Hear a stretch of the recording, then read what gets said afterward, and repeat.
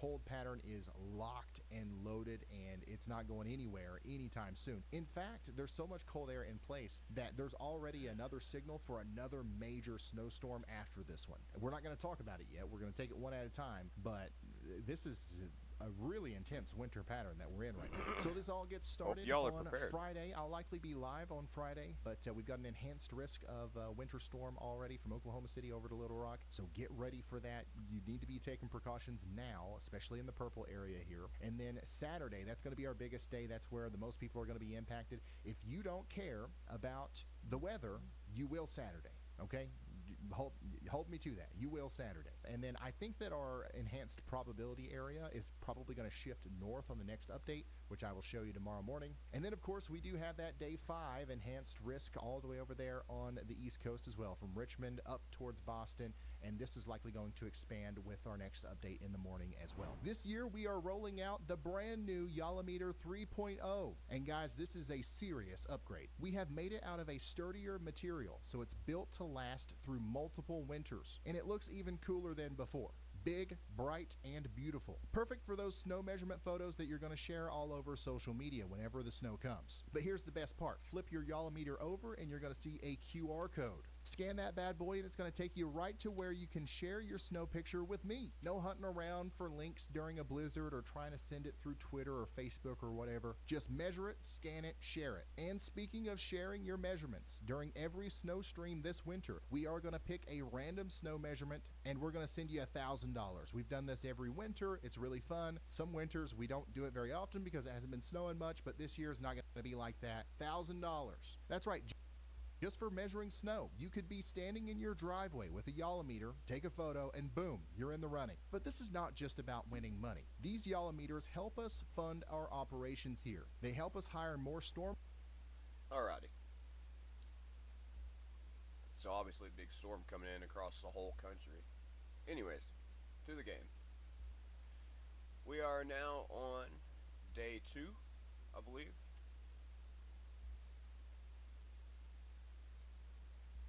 Yeah, day 2 of this free-to-play account. So far, we have unlocked Thol and Falbeard.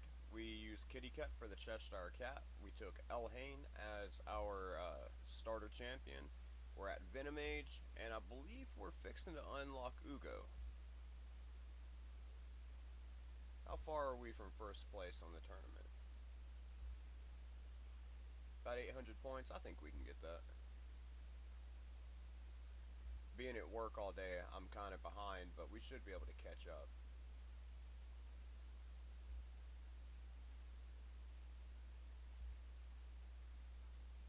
Get a couple of arenas out of the way real quick.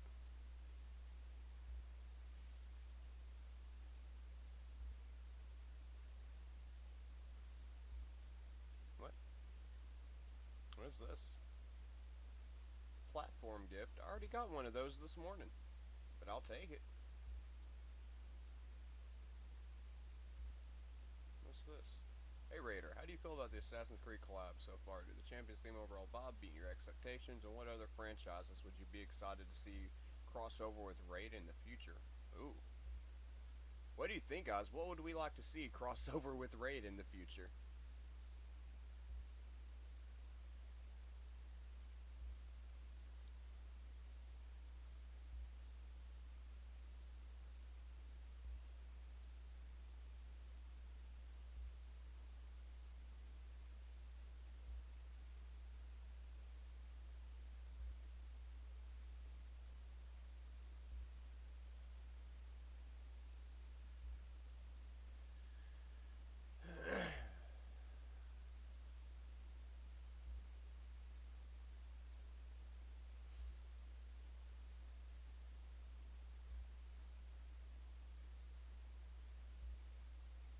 Dude, Tholen does have a freaking nuke on his A3.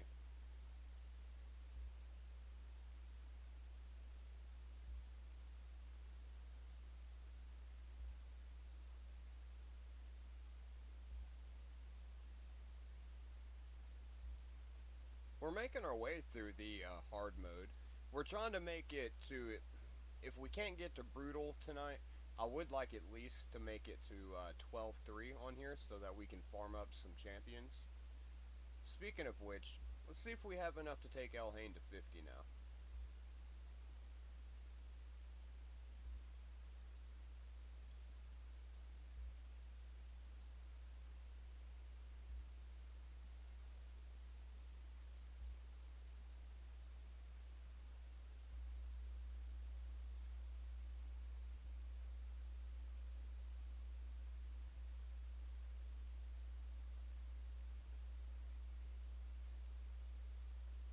We're not even attempting the summoning rush.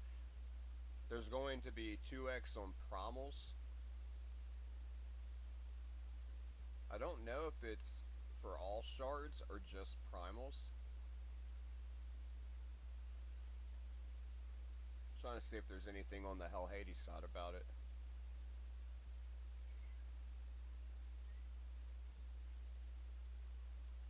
Any new promo codes?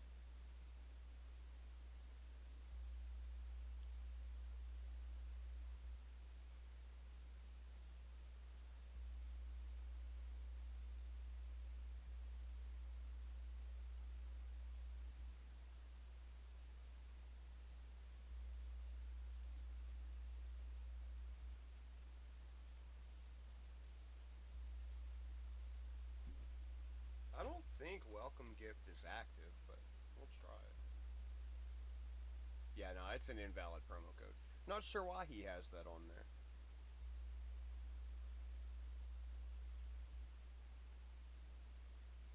We got our 2-star for Ezio on the main account. We're a couple of days behind on this one.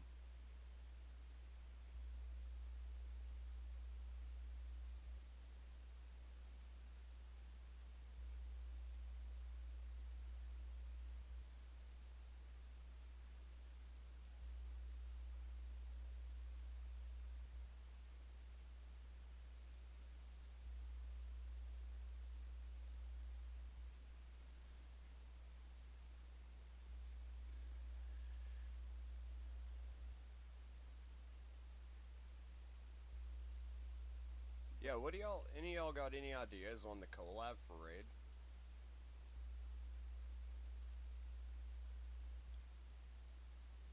I am in the Supreme Club, so not like I matter that much, but they do read whatever I send and respond back to it.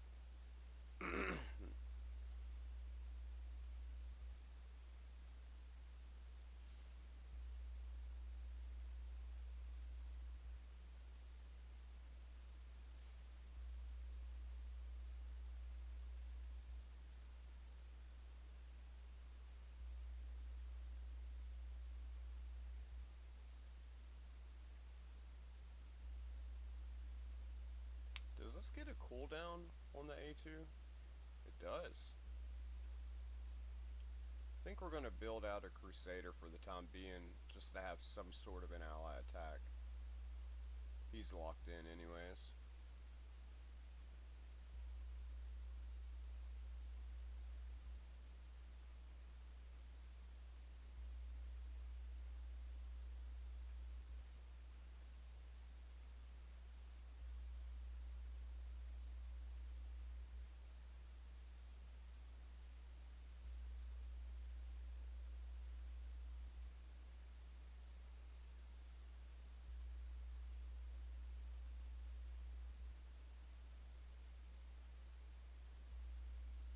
Let's put one of our fusion champions in the vault as well, so we don't wind up spending it.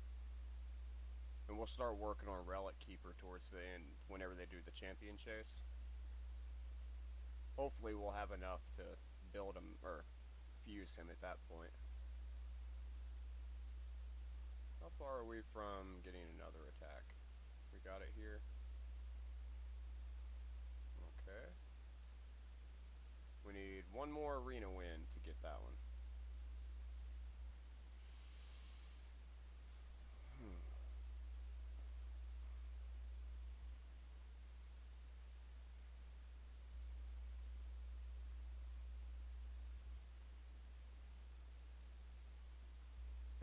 I think we can take El Hain up now.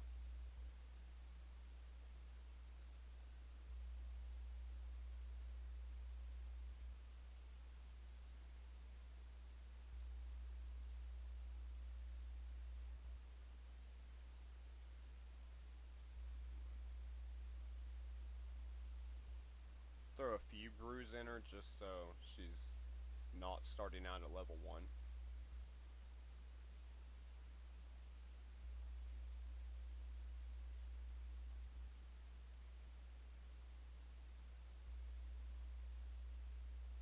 How long till we can reset to?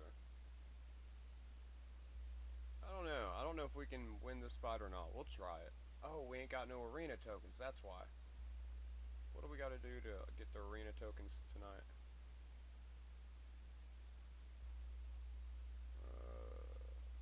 Oh, purchase anything at the market. Okay. We can do that.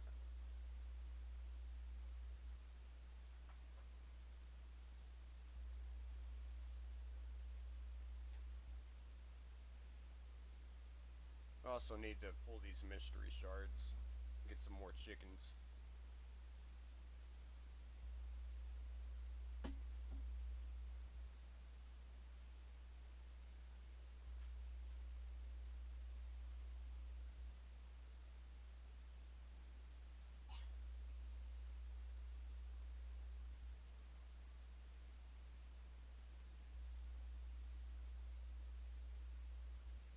Oh, an ancient. Nice. How many ancients we at? 7? Not good. Not good, guys.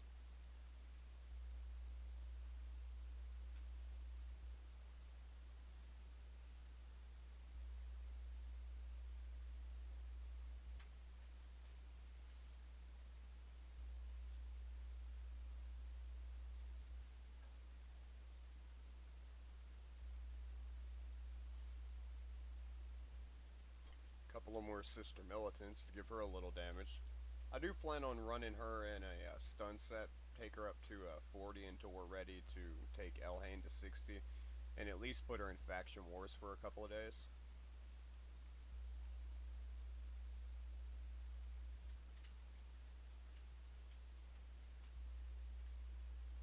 Oh, we only needed 1. Okay.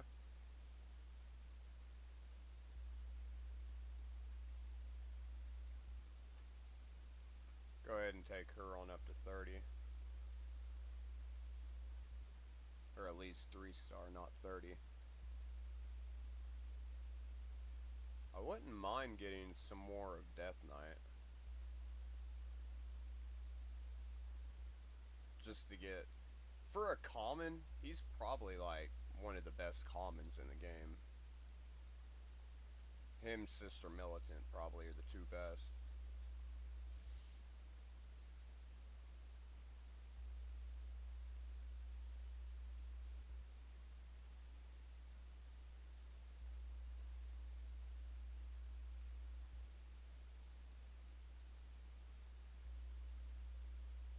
Now, Elder here, that's going to be a chicken, so we can go ahead and bring him in. Totally forgot about having Lightsworn in there. Triple hitter on the first attack, decreases target turn meter by 10%.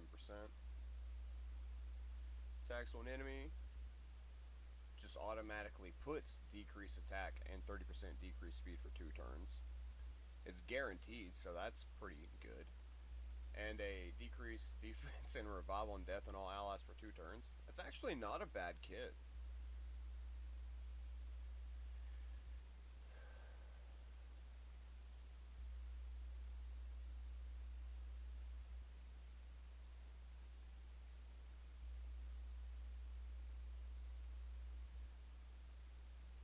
And he's got that AoE that reduces turn meters, so we'll probably take one of him into faction wars as well.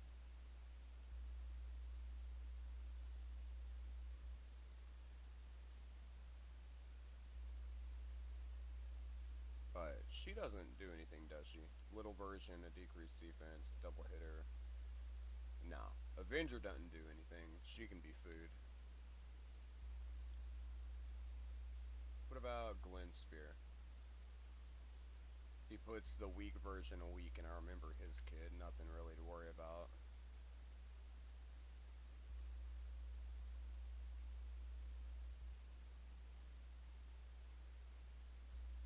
Thought we already had an elf guard we was working on, but I guess not. We'll start working on her as well. Her and Armiger together can do a lot of bossing relatively early to like early mid game.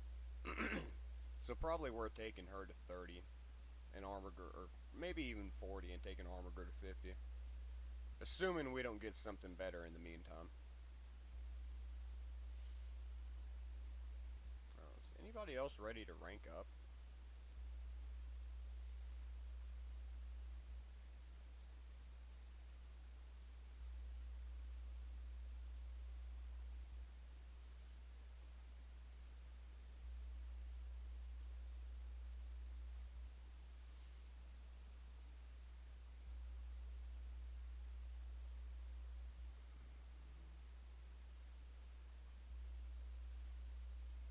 At least we're gonna get some chickens out of this.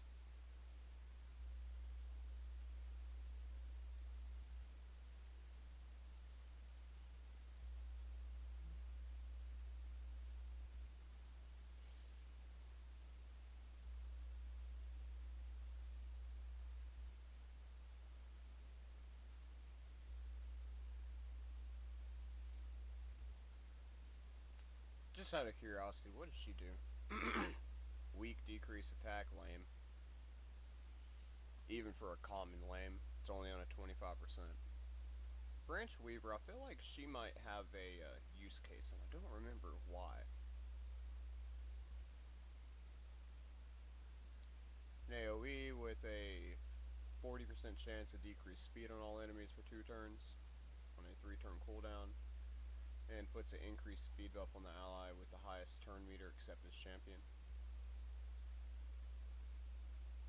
We might hold on to her until we pull some more Sylvan Watchers. We don't have any Sylvan Watchers.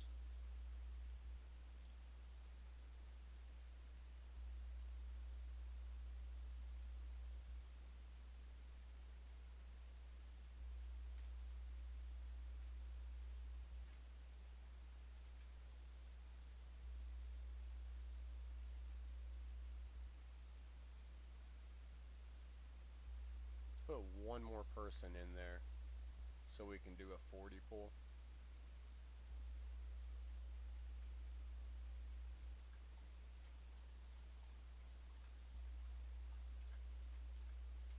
Yeah, we can throw a Sister Militant in there.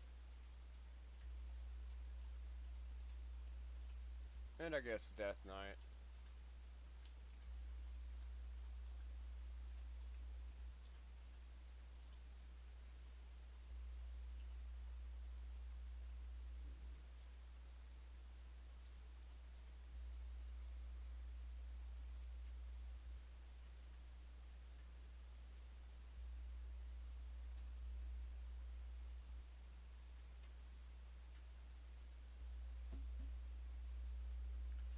Frickin' Hill Nomad. Definitely not what we want, but we'll take a 3-star chicken, why not?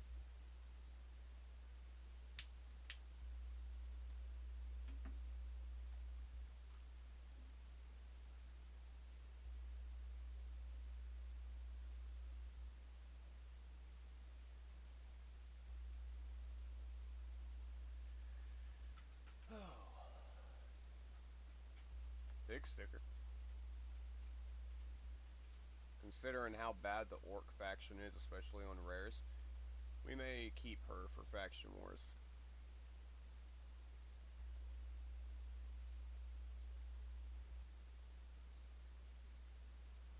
Where'd Crusader go?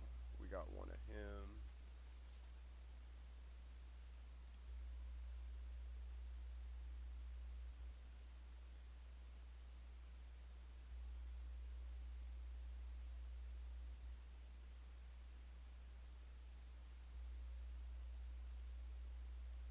Oh, there's a Death Knight.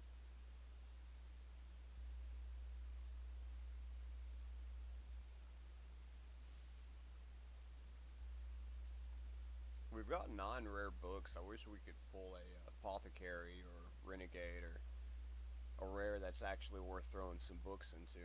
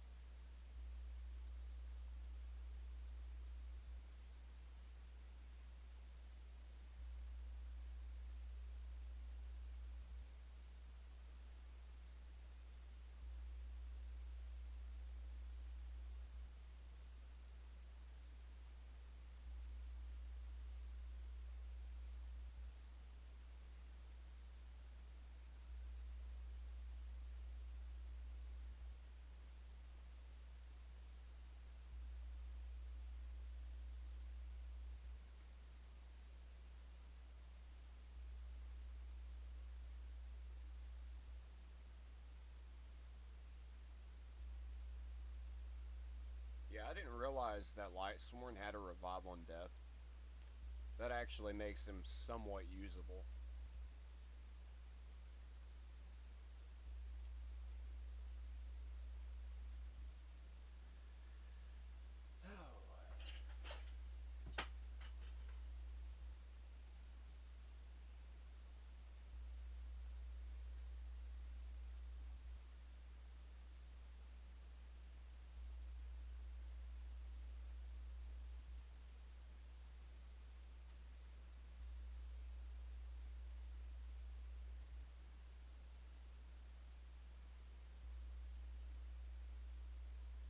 Next, excuse me. Next, I think we want to take Venomage up to 50. And then we can take Tholan probably to 60. But I don't know. Elhain would be better for the stage of that faction war that we need.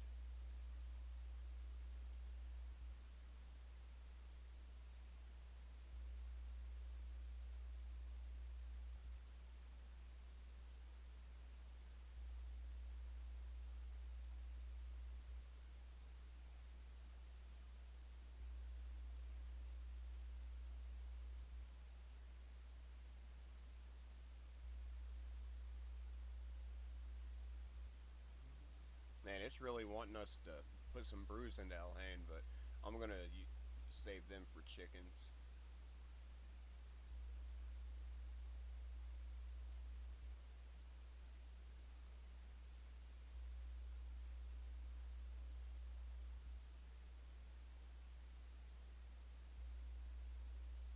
Let's make a little more progress in the campaign, try to get this hard difficulty knocked out.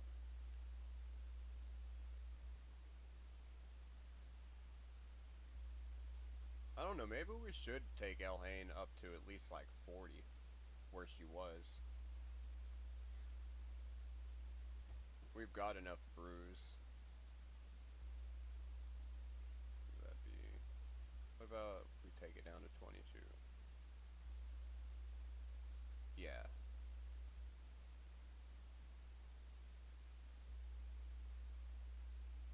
And let's look at her gear real quick.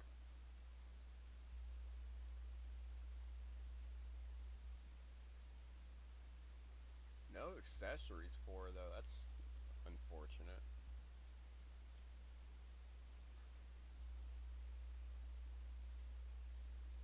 Huh.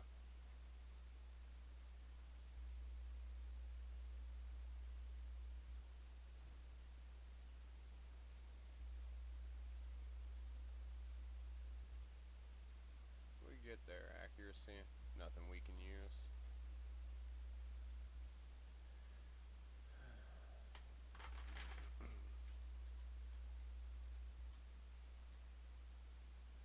Oh, speed. Nice.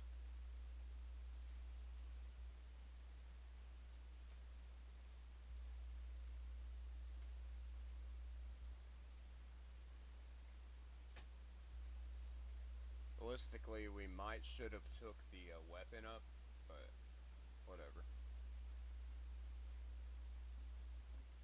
Thank you. No.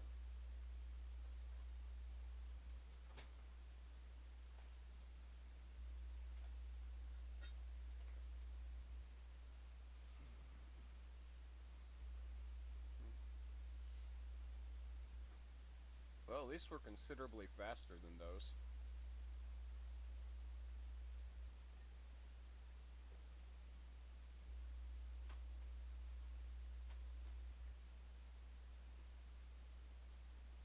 I am impressed at how hard Tholan hits.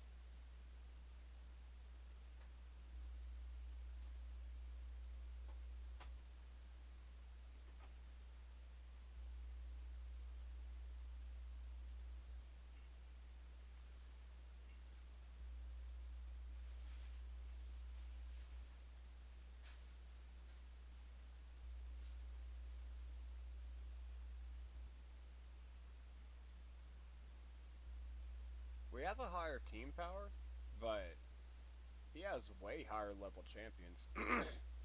Unless my gear is just astoundingly better than his, this ain't gonna turn out too well.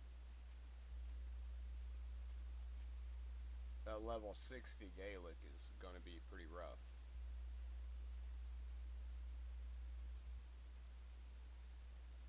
But I don't know.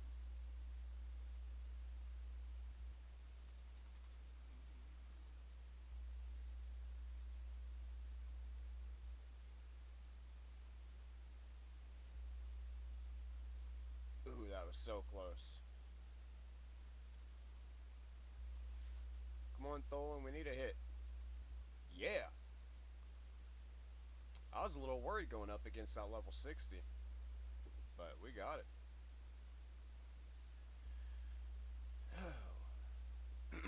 And we got our arena refill. And I think we can take another attack bonus now. Oh yeah.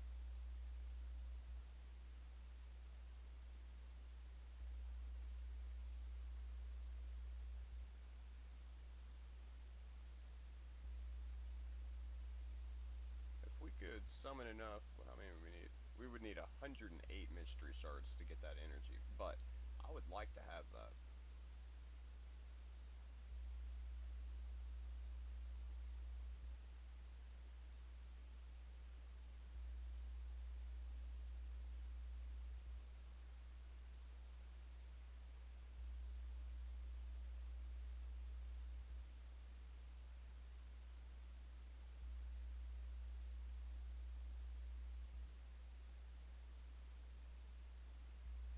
Probably not gonna make it, but we'll try.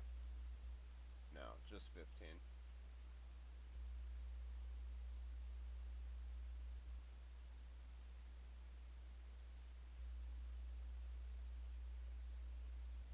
Do have 4-star speed boots though there.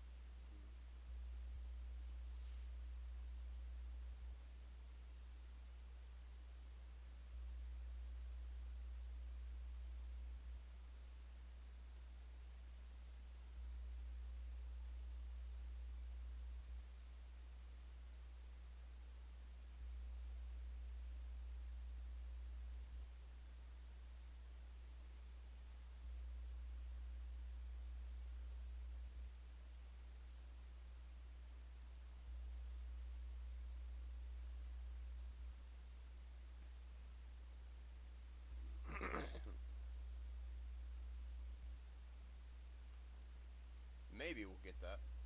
Yeah, just barely, but we got it there. Okay.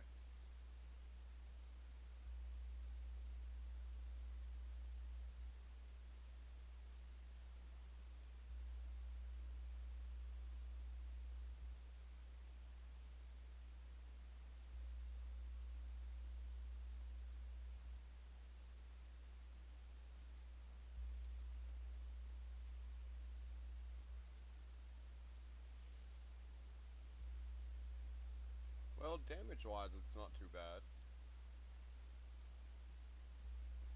How did that not kill him?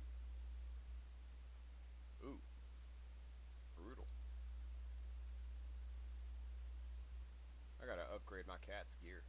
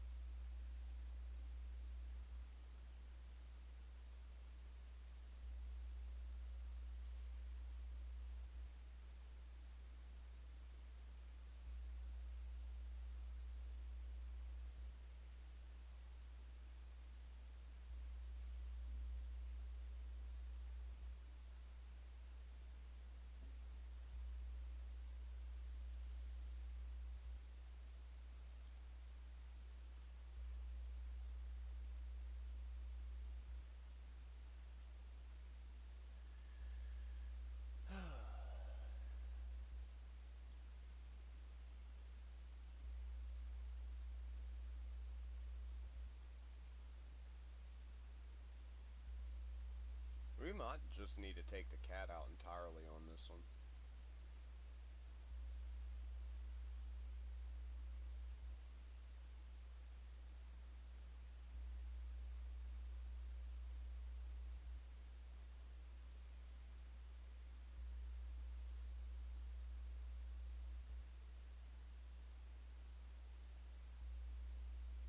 Because I think El Hain might be able to do it. We're going to find out here.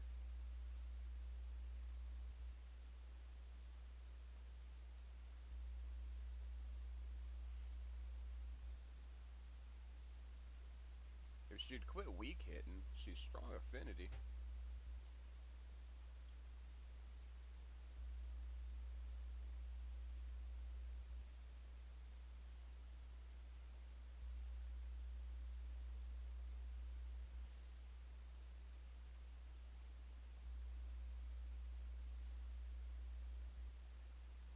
Man, why does she keep weak hitting on him? Either way, we'll go up a few more stages and get her to 50 and we'll come back. I'm sure she can solo it at 50. I mean, she could maybe solo it now, but it'd be quicker and more consistent if we came back.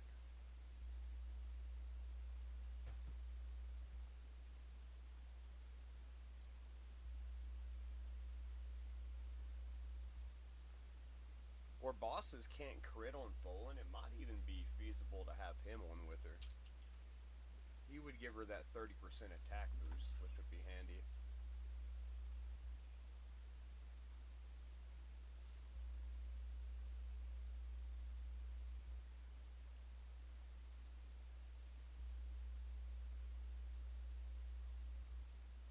Oh, we got the stronghold down. Alright. I don't like that team.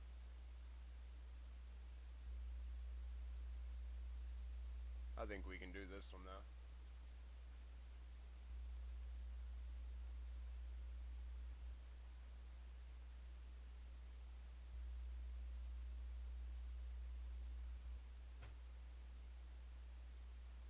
Let's see. They're probably gonna have stone skin, so let's do a kinda demon spawn-ish team. And Gizmac to burn the stone skins off. Commodus can bomb the stone skin, so one way or another it should be okay.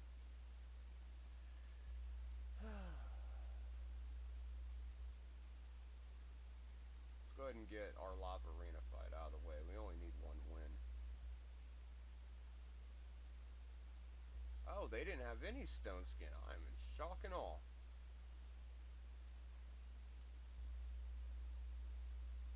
Oh, Gizmac's probably just gonna shut him down right here.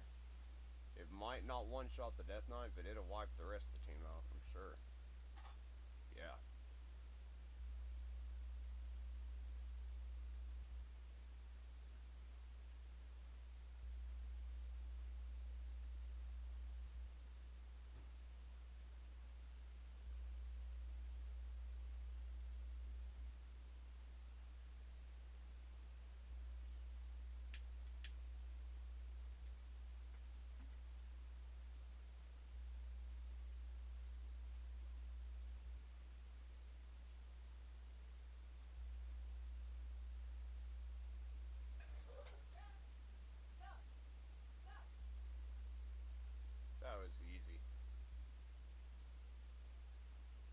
was people afraid? I mean, I did have a 930 team power, but now this one probably also going to have stone skin, but we need Calvalax.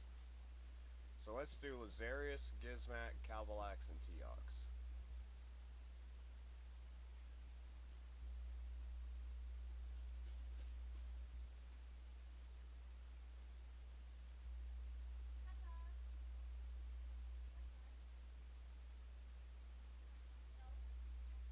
Only one stone skin.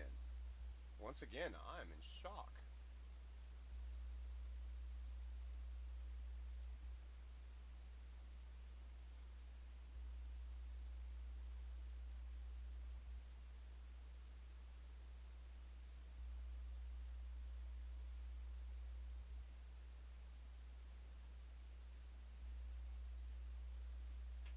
Too easy.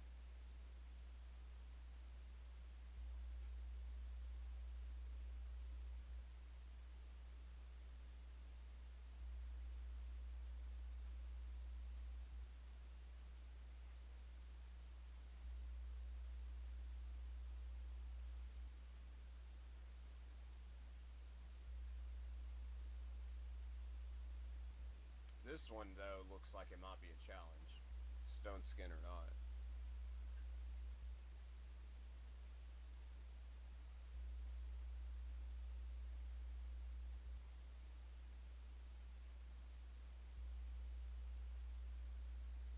Ooh. Yeah, that's rough.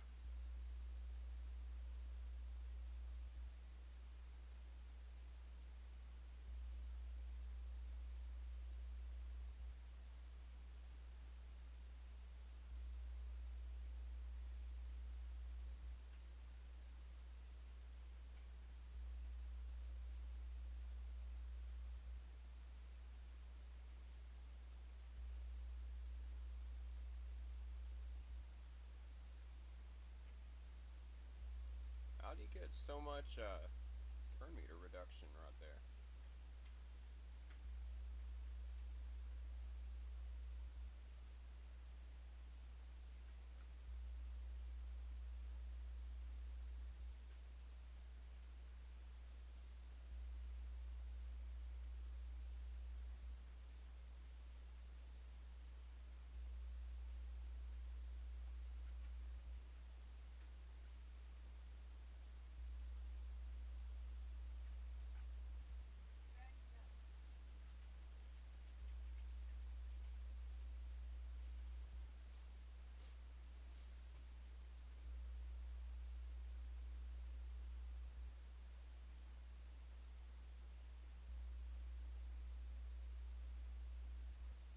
Not as bad as it was looking like.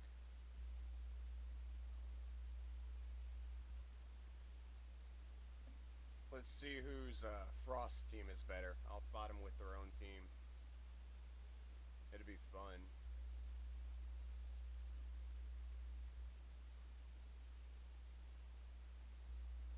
Definitely looking like mine's going to be faster, or maybe not faster, but higher team power overall.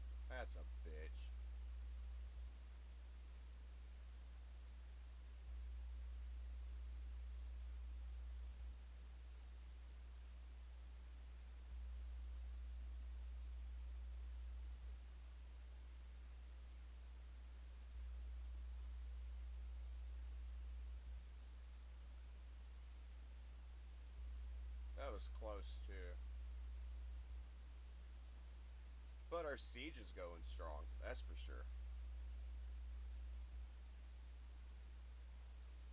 Is that all the defense tower?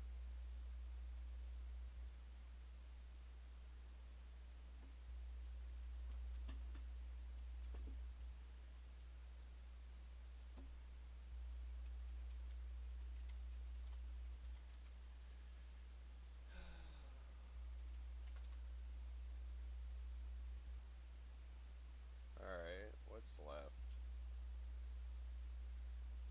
I got 2 more fights. Let's look at their magic tower.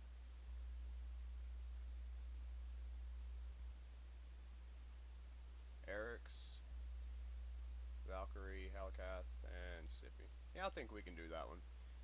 That'd be a good choice for the demon spawn team we have.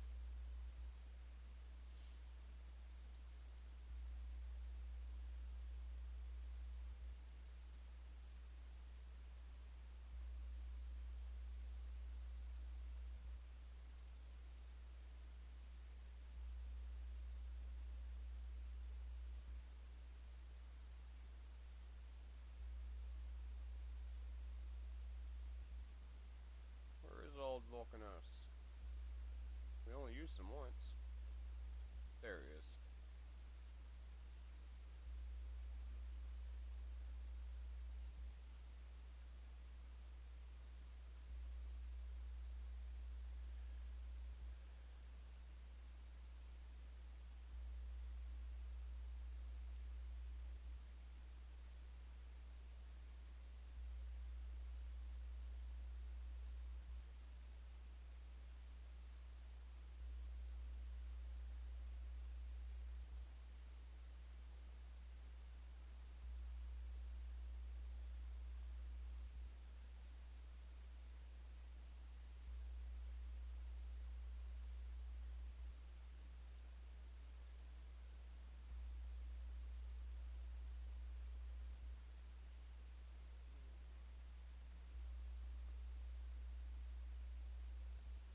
You know, I thought that Eric's was going to hit harder.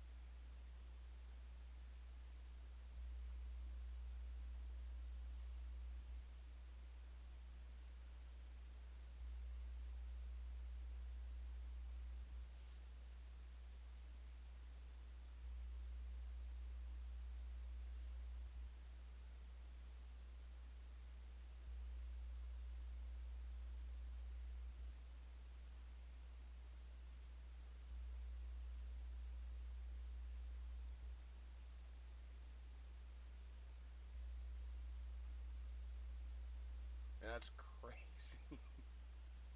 That Mortu Macabre still has stone skin at this point in the fight.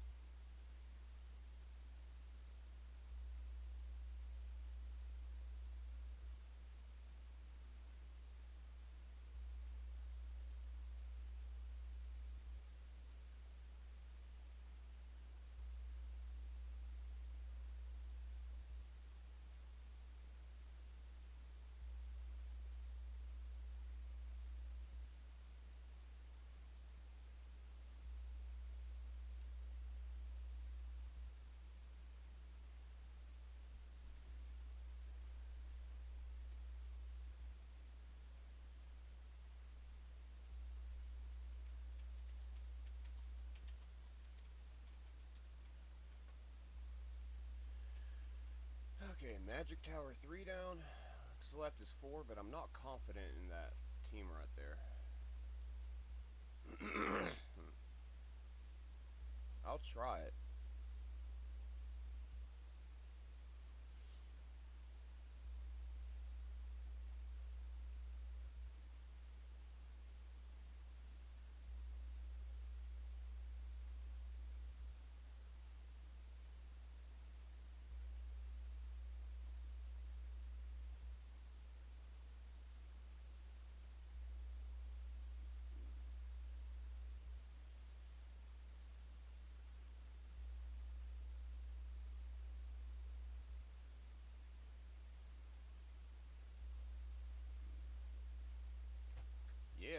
Collect that shit.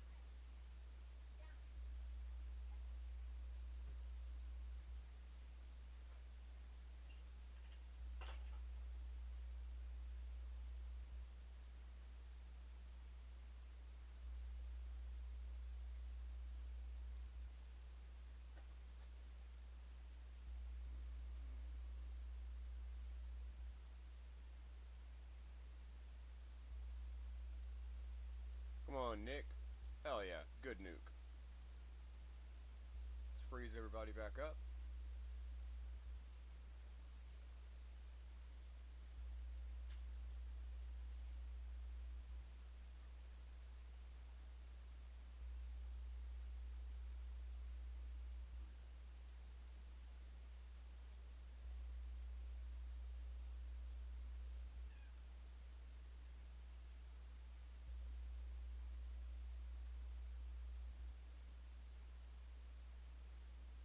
I didn't even know you could have 6 keys in Siege. The clan leader must have gave me all the keys. But I've won all 6 of my fights, so, you know.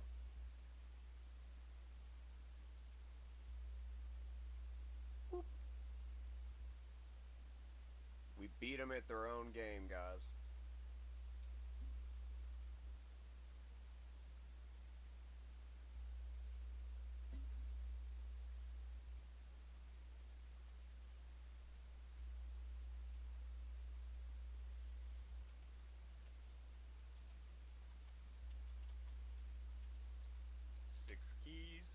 Equals 6 wins.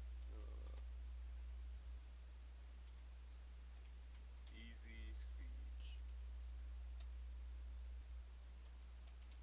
Let's go. LOL.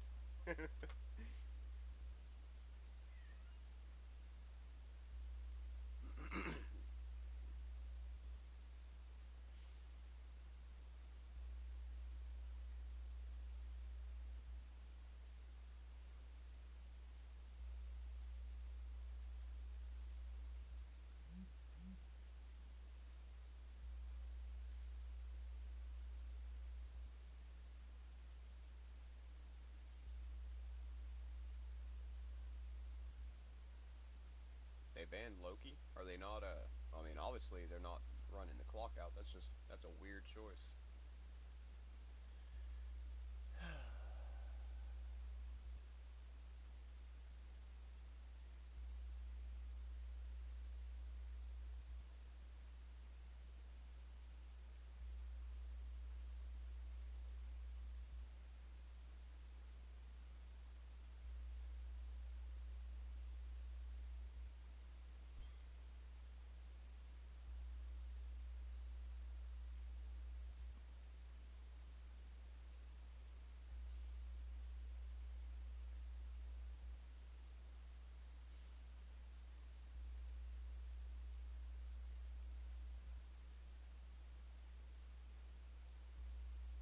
What's happened now? Things just got so much worse for the TikTok DoorDash girl because this is becoming a nightmare for her. And if you don't know about this situation, it is insane. So here's a quick rundown. So on October 12, 2025, a DoorDash driver by the name of Olivia Henderson got an order in Oswego, New York. This was apparently a late night Wendy's order, and from what we know, all she had to do was leave the food at the door, take a picture of the food, and continue on with her night. Instead, she allegedly made a series of awful decisions. The police and prosecution, they are alleging that she pushed the door open and decided to film a drunk dude who was passed out on his couch with his pants down. So in my first video on this story, I reported that she walked into the house because that's what currently was going viral on TikTok. That, from what I know, is wrong. So I have to issue a massive retraction and correction to that statement. All the, at least credible sources, are claiming that she never walked into that house. She was only standing in the doorway. But still, either way, filming and posting what she saw after she allegedly either opened the door or pushed open the door is still incredibly stupid. So if what the prosecution is alleging is true, she seemingly went onto TikTok and tried to destroy an innocent man's life for passing out within his own house with his pants down. Now, I obviously, we're not going to show the original video. I can't even find the original glad he video. All I banned can the find is a Gizmax, that way I don't screenshot. get But the, even if I could find the original terminating video, I wouldn't be reduction showing on that here on Mary's this trigger channel all for those obvious moves. reasons. You know, because there is a massive privacy issue there. But this is her follow-up video to the original video. So, on October 12th, 2025, the DoorDash customer requested that their order be left at their front door. When I arrived at their front door was wide open, their lights were on, they were sleeping on the couch within eyesight of the front door with their pants and underwear pulled down to their ankles, and they were indecently exposed to me. Okay, so she says the door was wide open, and the police and prosecutors say otherwise. And the reason they're saying this is because there's allegedly Ring doorbell footage of her either opening or pushing the door open. Now, the only problem is, to my knowledge, that footage has not been released to the public. I was actually hoping to see that footage today in court, but court had different plans for us today. Because I also reported this to the police, and the police are doing nothing. I was assaulted. I'm the victim. I lost my job. I'm the victim. I was working. I was What an entitled bitch. literally working, and they deactivated me. This is related. They just punished me for posting about my fault while door dashing. They just fired me, and the police are doing nothing. Okay, so that's her side, and the prosecution is basically saying something around the lines of this happening. Sir, I have your DoorDash. Oh! Ew! I'm a victim! Now, obviously, that video exaggerates things for humor, and again, correction, she didn't go into the house from what we know. But this was her final response before the trial. Hi guys, it's the DoorDash girl. There have been a lot of people saying things like I entered the customer's home or I opened the customer's door, but I can assure you that I did not do either of those things. And I have obtained irrefutable proof that the door was already wide open when I arrived to the customer's house. But due to its importance, I cannot post that proof at this time. Okay, so we have two sides saying two different things. The only thing everyone can agree on is that the homeowner was laying passed out inside of his own home with his pants down. Then she had her arraignment, which was actually televised, and she asked to ban cameras, but the judge reportedly responded, so now you don't want cameras involved. So I wouldn't say that was a strong start for her, but that was her arraignment. This is how her first hearing went. And as we found out, it didn't go as expected, and it doesn't seem like she's just gonna get a slap on the wrist. Back at the airport again, because today we're heading to the TikTok DoorDash girls trial, which is tomorrow. So we're going to Syracuse, New York now. But I definitely wanted to attend this trial because there's been so many details about this case that have been extremely unclear. So might as well go, show up, and get them clarified. Yeah, this is the smallest airplane I've ever been on. Okay. We need 600K. Welcome I think we to can pull that off. Syracuse, where local time 2:03 p.m. Alright, so I'm in Syracuse, New York. This is not Miami. Why can't an influencer break the law somewhere tropical? Miami was great. This is rough. Tomorrow morning I'm driving the last like 25 minutes or so to get to Oswego. And apparently Oswego is known for being even colder than this spot. So that's awesome.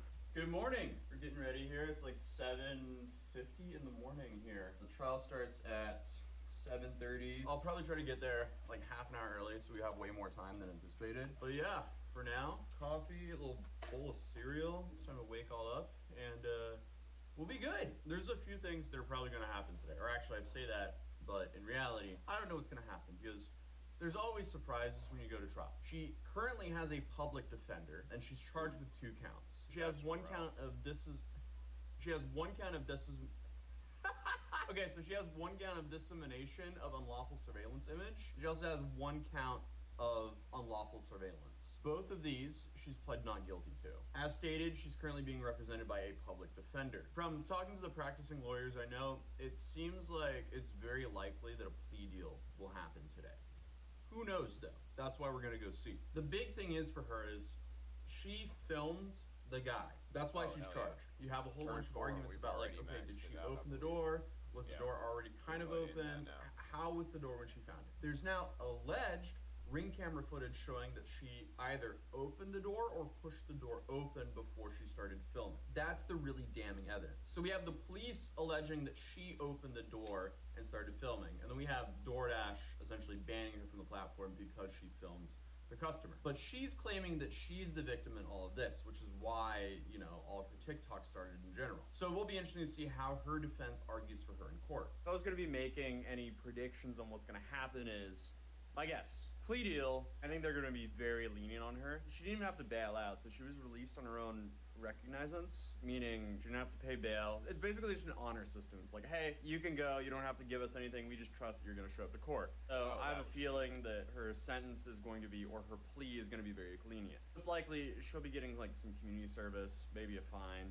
That's what I'm expecting here, but we'll see. All right, welcome to Oswego, New York. Beautiful little town. Okay, guys, I'm just got out of court. I'm now going to find a little location where I can do a quick live stream for you guys. Wow, look at that building. That's beautiful. I think that's the town hall. This is the city courthouse. This is probably the spot. Hopefully we could find some shelter from the wind, though. I feel like my arch nemesis at this point is the wind. Yeah, this is perfect down here. We just got out of the court case for the TikTok DoorDash girl. Something big did happen, but it took a while for anything to happen at all. So I got here at the court at about 9:21. She was on trial at 9:30. This time it was a little bit different because last time we know that we had footage of inside of the courtroom because the news was there. So the news, they were set up, they were filming her. I walk in, there's no TV camera set up. I don't even see any journalists. And basically I was there until the end. I can confirm there was no journalist there. So it's only me that was there, which is kind of interesting. Other updates to this case. She still has a public defender. She has 2 charges. At 9:30, judge walks in, everyone stands up, sits down, you know, the whole thing, and I don't see the DoorDash girl. I think it was just because I didn't see her, because she was sitting in there. And at that time, I was sitting in like, kind of like in the back right of the courtroom, and this courtroom is set up in a, not the best fashion, because there's a column blocking the judge, and the audio isn't really good, and it didn't seem like they had the microphone speakers on the back, so I couldn't hear what was going on. So I had to move around. Eventually, after they went through a couple of the defendants, I got up and I moved. And that's when I could actually see the judge, so I can at least read what his lips were saying, because the audio was still bad. And I think I sat down kind of behind the DoorDash girl at that point, and that's when I had spotted her. Going through my notes real quick, one sec. Oh no! All right, my hands are frozen. Why did I not bring gloves? As a Norwegian, I should have known better. So 10 o'clock rolls around, and I see who I think is the DoorDash girl's public defender. 10:25 rolls around. Nothing yet. Okay, so at this point, I've been here for a minute. 10:50 rolls around. Woman who looks like the DoorDash girl, who I think was, she gets up after talking to her public defender and leaves. And I'm like, uh-oh. What's going on now? Is this like another Jack Doherty situation where there's some like continuation? Do I have to show up tomorrow? Man, I don't know. I wait around even further. Then we have probably like another 40 minutes of waiting. They go through the last people. The judge then is waiting for one of the defendants to show up. So we get through them, and suddenly it's just me in court, in the courtroom. And I'm like, oh, well, I'm not going up on the stand, so that must mean it's over. I go out to the clerk, I talk to them, and I'm thinking, okay, there's a continuation that happened. Instead, I found out this was divested to county court. So originally, where we're at, this building right here, this is the city court. So city court, I mean, this is kind of like small fines, but hers was divested to county court. So as I said, originally she was in city court, but now county court, that's the main state court. So that means most likely she's facing way more serious charges. Or well, not way more serious charges. The charges are still the same, but most likely they could penalize her a lot harder. So according to the lawyer that I've been talking to, that's the prosecutor that moved it there, most likely because of all the public attention on the case and the public outcry. So that means that most likely she won't get a slap on the wrist. So currently she is facing 8 years in prison. That's her max sentence, because it's a 4-year max sentence for each of the felonies, and her minimum sentence seems to be a couple years of probation, and that is if she's convicted 100% though. It seems like she was moved to Superior Court, so that's actually even worse for her. So that's what we have right now. She's currently facing 8 years in prison. That's the worst case. She's not gonna get that, but her minimum is at least a couple years on probation. Either way, she shouldn't have done this. This is like a big self-inflicted thing that didn't need to happen. I don't know why she decided to do that. Those are all the updates for now, and I have to go find out when the next court date is, because if it was just moved till tomorrow, that's very convenient for me, because then I only have to extend by 1 day. But if I have to like keep extending weeks on out, nah, I gotta go home. I can't be here for weeks. I can't be a new resident of Oswego, New York until all of this resides. Who knows? All right, we did a successful live stream. I'm actually fairly happy with that. Now, Let's grab a coffee and then head back to the hotel and knock out this video. Skincare and beauty bar. Hold up. Is the coffee shop right here? Coffee shop is in here. Oh, awesome. Thank you so much, sir. Right. Thank you, sir. All right, Grab we've up these secured poisons. the iced coffee. I would definitely recommend checking out that coffee spot because they were super nice in there. Other than that, let's get back to the hotel and finish this video. Okay, so I'm now back here at the hotel. I started off on one side of the courtroom, but when I positioned myself in the courtroom, I quickly realized I picked like the worst seat possible in the house. Because as I walked into the courtroom, the door never closed. So it was open and there was constantly people going through the hallway talking. So it was hard to hear the judge. Then for some reason, the speakers that were like kind of behind you, normally they're why he was connected so to the much harder judge's than these other microphone. bosses. So you can actually hear what the judge is saying. But they were not connected, so I couldn't hear the judge. Then there was also a pillar in front of me, so I couldn't see the judge either. So I just picked the worst seat in the house. And I'm here to report for you guys, and if I can't see nor hear the judge, that's a problem. So I ended up crossing to the opposite side of the room, and I went to the front bench so I can actually hear the judge because, again, the speakers were not on. So I sat there, and I was looking around for Olivia, and I couldn't find her. So then I'm sitting here like, okay, am I in the wrong place? But I double-checked. It was the right judge, and I was in the right courthouse. So then I was wondering, did she not show up? Well, there was a woman sitting in front of me, but I didn't put two and two together because I was looking for a lady with, you know, curly red hair. But the woman in front of me had brownish hair, brownish blondish hair, and it was straight and it was in a ponytail. So that threw me off. But it wasn't until after she stood up and left that I was like, oh wait, that might have been Olivia. And after talking to the clerk, it probably was. But anyway, she left. I was sitting there until no one was there, and the judge was like, oh wait, why are you here? And I'm like, I'm just here spectating. And he was like, well, it's all over. And I'm like, okay, all right, I'll see myself out then. So I then went to the clerk and I talked to her and confirmed, no, this was the correct venue. This was the correct judge. And that was probably Olivia, and I found out all the new information about her case. But I guess, if Olivia's telling the truth, everyone owes her an apology. If she's lying, then it seems like she tried to ruin the life of an innocent man for attention on TikTok, I guess. Now, should he have been passed out with his pants on his ankles? Probably not, but also, he was in his own house. But either way, Olivia claims that she has proof that the door was open from the start. And the prosecutors, they have the opposite. So, they also have proof that she opened the door. So, as of right now, it's a he said, she said. We don't know the answers because I didn't see any proof from either side today. Regardless, though, this is now a nightmare for Olivia because this has now been moved to a higher court. But whatever the outcome of this trial is, I will be updating you guys. Let me know what you guys think in the comments down below. If you're new here, feel free to subscribe. Drop a like if you enjoyed this video and if you want me to travel for more trials in the future. But other than that, I'll see you guys in the next video. Peace. So imagine finding out one day that your girlfriend is pregnant, the military is out to get you, and your only choice is to get on a boat and get the hell up out of there. Sounds like a bit of a pickle, right? And that's before you end up trapped on a giant ship with this crazy Russian captain just carving people up like Thanksgiving turkeys. Well, that's exactly what's about to happen to this poor kid, Abby. So I'm here to break down the mistakes made, what you should do, and how to beat the insane captain in Blood Vessel. Our story starts off with this girl, Oyen, just staring out her bedroom window. She's in big trouble with her pops after he caught her trying to date this dude, Abby. And now he won't let her out unless she promises to never see him again. But it gets worse, because that's when Oyen drops the news that she is pregnant.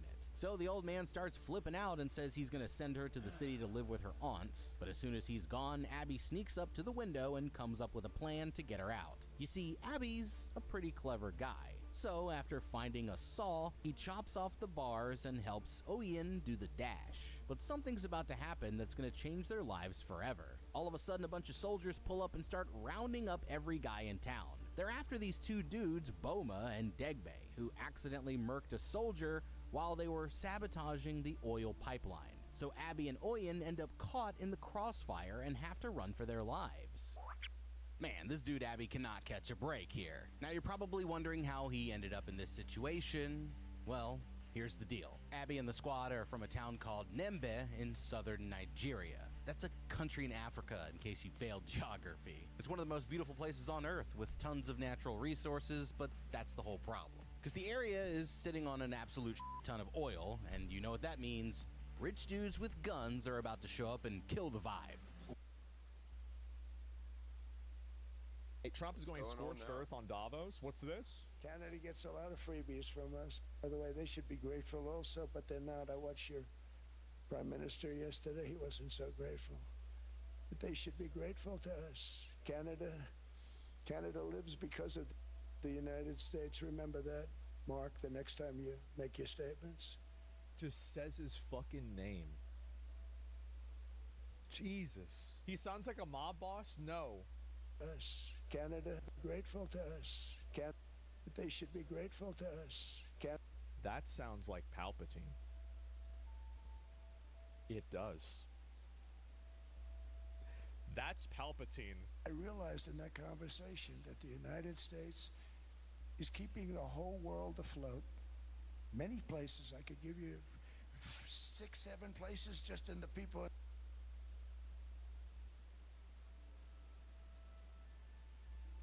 6, 7 places just in the people in this little area. I know every one of them.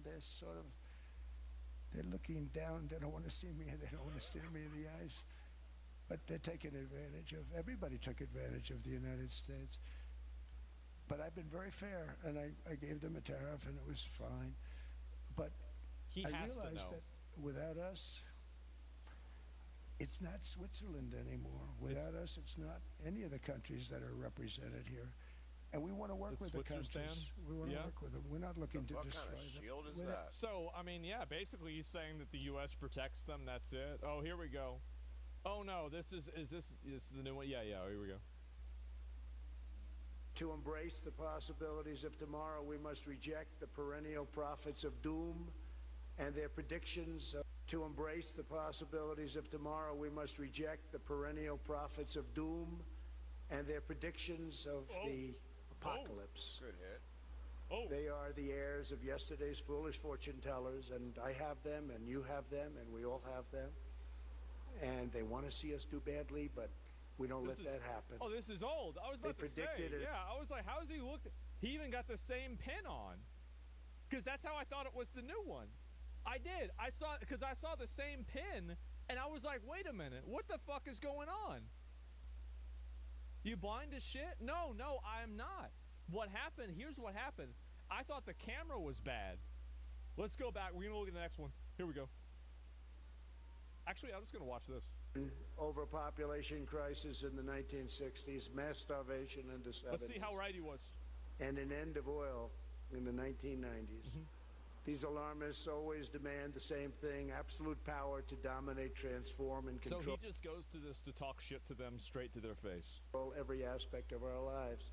We will never let radical socialists destroy our economy, wreck our country, or eradicate our liberty. America will always be the proud, strong, and unyielding bastion of freedom. To embrace... Man. Yep, and watching an old video, somebody said it was a new one. I wasn't sure if it was, and it turns out it was an old one, actually. This is 2020. But, again, I think he's still right. I mean, he absolutely was right. Anyway, we'll go to this one after that. Here we go.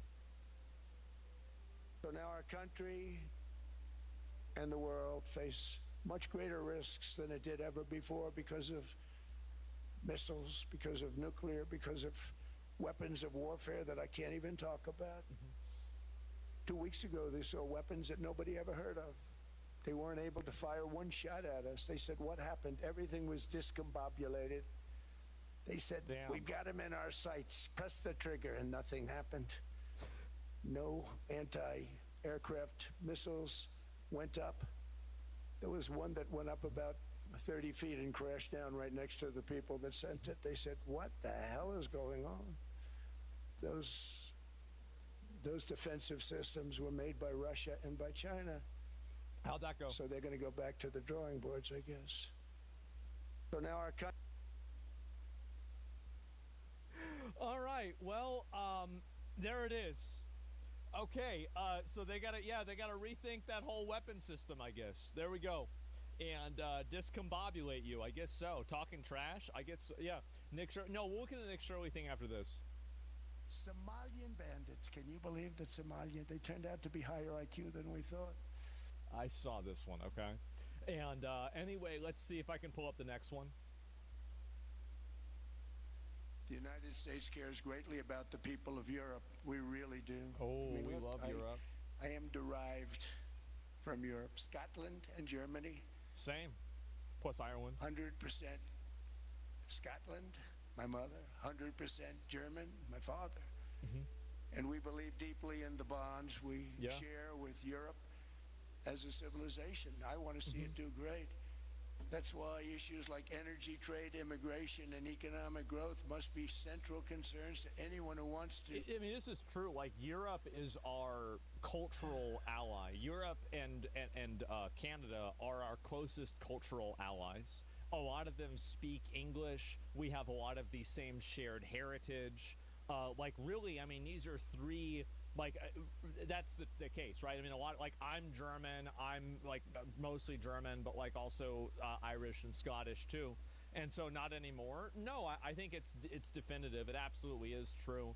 And a lot of people's ancestry, like, at least all the white people here in America, I'd say probably 95% of the white people in America are actually European, right? Like, I mean, how did they get here? Did they spawn here? One of them in the past didn't. See a strong and united West, because Europe and those countries have to do their thing. They have to get out of the culture that they've created over the last 10 years. It's horrible what they're doing to themselves. They're destroying themselves. It's beautiful, beautiful places. We want strong allies, not seriously weakened ones. We want Europe to be strong.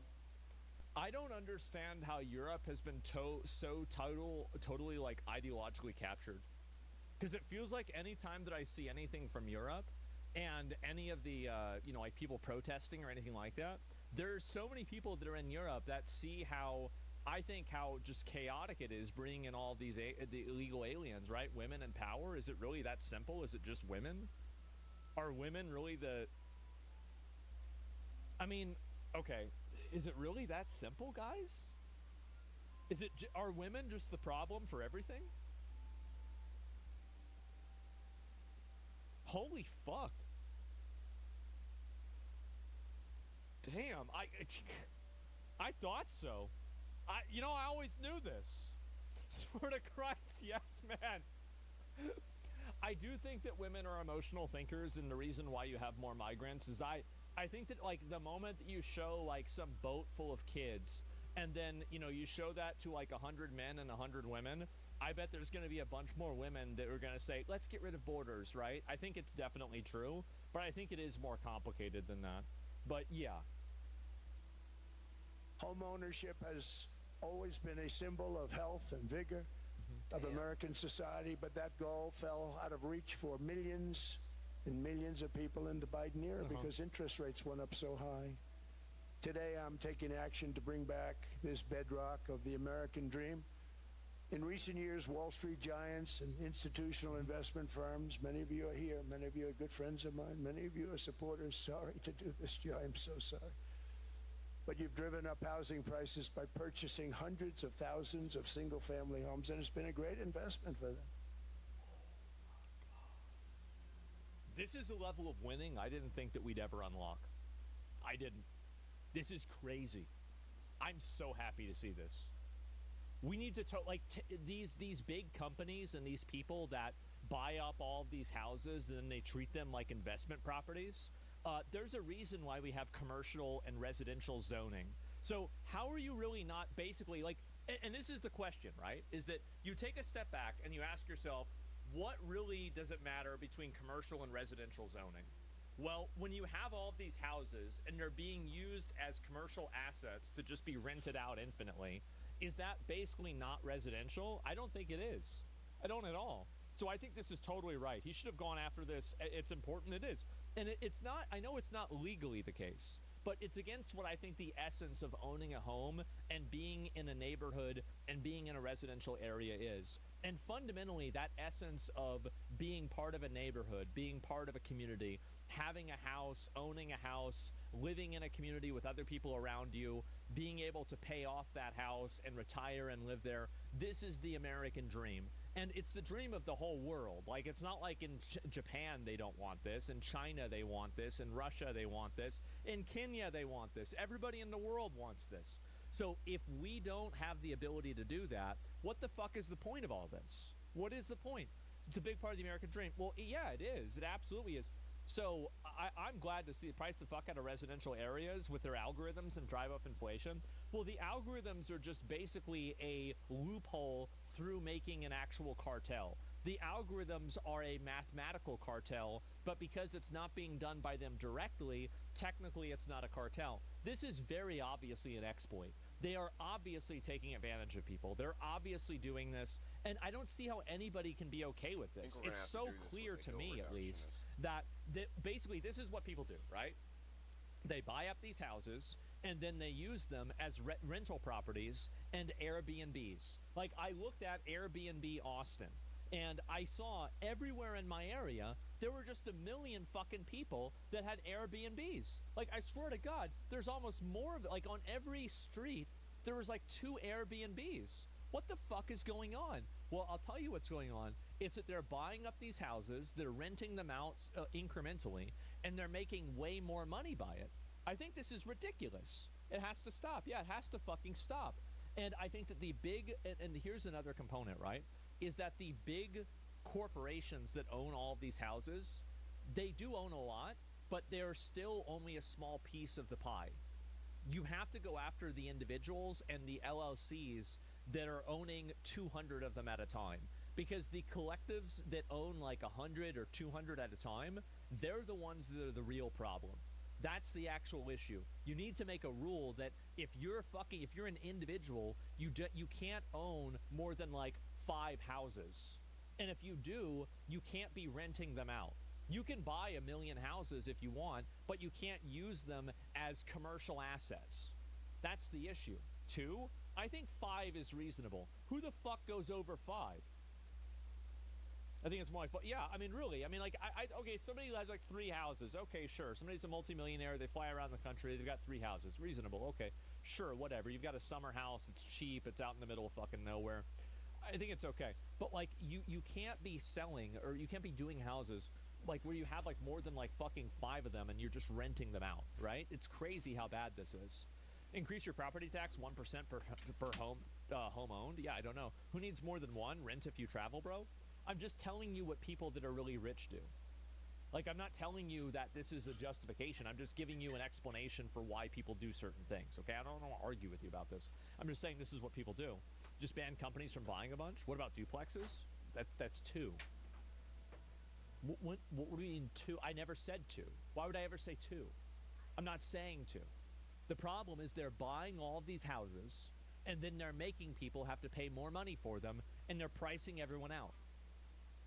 Often as much as 10% of houses on the market. You know, the crazy thing is a person can't get depreciation on a house, but when a corporation buys it, they get depreciation. Okay. Wow. I never even thought of that. I have never thought of that. Holy shit. That's a loophole? That's obviously a loophole. This is the kind of stuff that I'm talking about. There are just these exploits in the tax system and in the tax code that you can do this. It's bullshit. So, okay, let me explain. Some people might not understand this. So, depreciation is, okay, so let's say here's your PS5, all right? And here's the one game that's for the PS5. So, the year that you buy it, let's say it is $500, okay? The next year, it's $490. The next year, it's $480. Well, what these companies can do is they can use the depreciation and then write that off of their taxes and not have to pay as much money that they should, because now they're writing it off and they're able to not have to pay this. It's a tax cut. Yeah. So basically, this is a minus $10. This is a minus $10. Why the fuck are they paying minus $10 on a residential home? It's a scam. It's actually a fucking scam. But normal people can't have depreciation on their house. And by the way, depreciation is when an asset degrades in value. So anybody knows this with amortization or any sort of like asset ownership, inside of a large company. And again, large companies deal in 7- and 8-figure decisions for this all the time. So the fact is, and that's a small company. Big companies are 9 and 10 figures of depreciation. I'm not even serious. Cars also, yeah. Cars, another great example. Yes, if you're able to write this off your taxes, if you're owning these houses, then you should absolutely be able to do that whenever you're doing this too. This is crazy. I'm fairly sure Old Donald has participated in this too. Old Donald has participated in this too. Good. Good. Let's get some of, you know what we should do? We should have the Somalian Samaritan program, where we can get some of these guys from Somalia that really understand these scams, and we give them solid citizenship, and we say, listen, bro, I want you to tell us how this works. I want you to break it down. I want you to make a flow chart and everything. Yep, the good Somalian Samaritan. That's hard to say. But have them do this, right? Catch me if you can. Yes, definitely. And you have these guys be like, all right, so wait a minute. So you're saying they go on WhatsApp and then they do, okay, so then they send it to this account, right? Okay, and then the account sends it back to their brother. Okay, and then their brother owns, okay, so then there's the car, but then the car is registered in the LLC. Okay, that's in the LLC, but the LLC is in the mother's. Okay, I got it. All right. And then so then they write that off and then they get the rebate from that. Okay, got it. And that's it. Yeah, the good Somalian Samaritan. Because I agree, we need to get these scammers in the government. We do. We need to get them in the government and have them figure this out. Something we're going to have to think about, too. I don't know if too many people think about that. You buy a corporation. I've never thought about that. He's right. Buy 500, everything as a person can't get depreciation on a house. But when a corporation buys it, they get depreciation. Okay, that's something we're going to have to think about, too. It's ridiculous. Delete it right now. This is, what a crazy fucking exploit. I don't know if too many people think about that.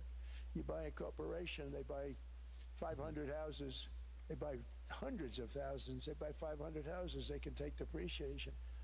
Yep. A person sweats. And think about how much money that is. So if the depreciation on a house is, let's say, $1,000 a year, think about, like, that's basically rent for 1 month. You're getting free rent for a month if you're depreciating the house at $1,000 a year. And how much, actually, let me look at this. How much does a house per year U.S. average?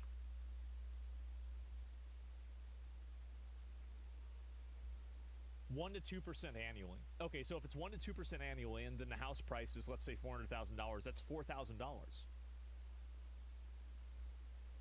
Most houses don't depreciate? Really?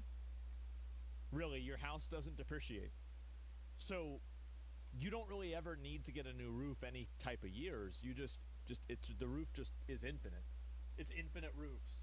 The roof is just infinite. You never run out of roofs. Yes. It's location based. You're talking about the land. That's different. And works and buys one house they can't. But homes are built for people. Different? Oh, it's different. Oh, okay. So then it's true. So then I'm right. Okay. Not for corporations, and America will not become a nation of renters. We're not going to do that.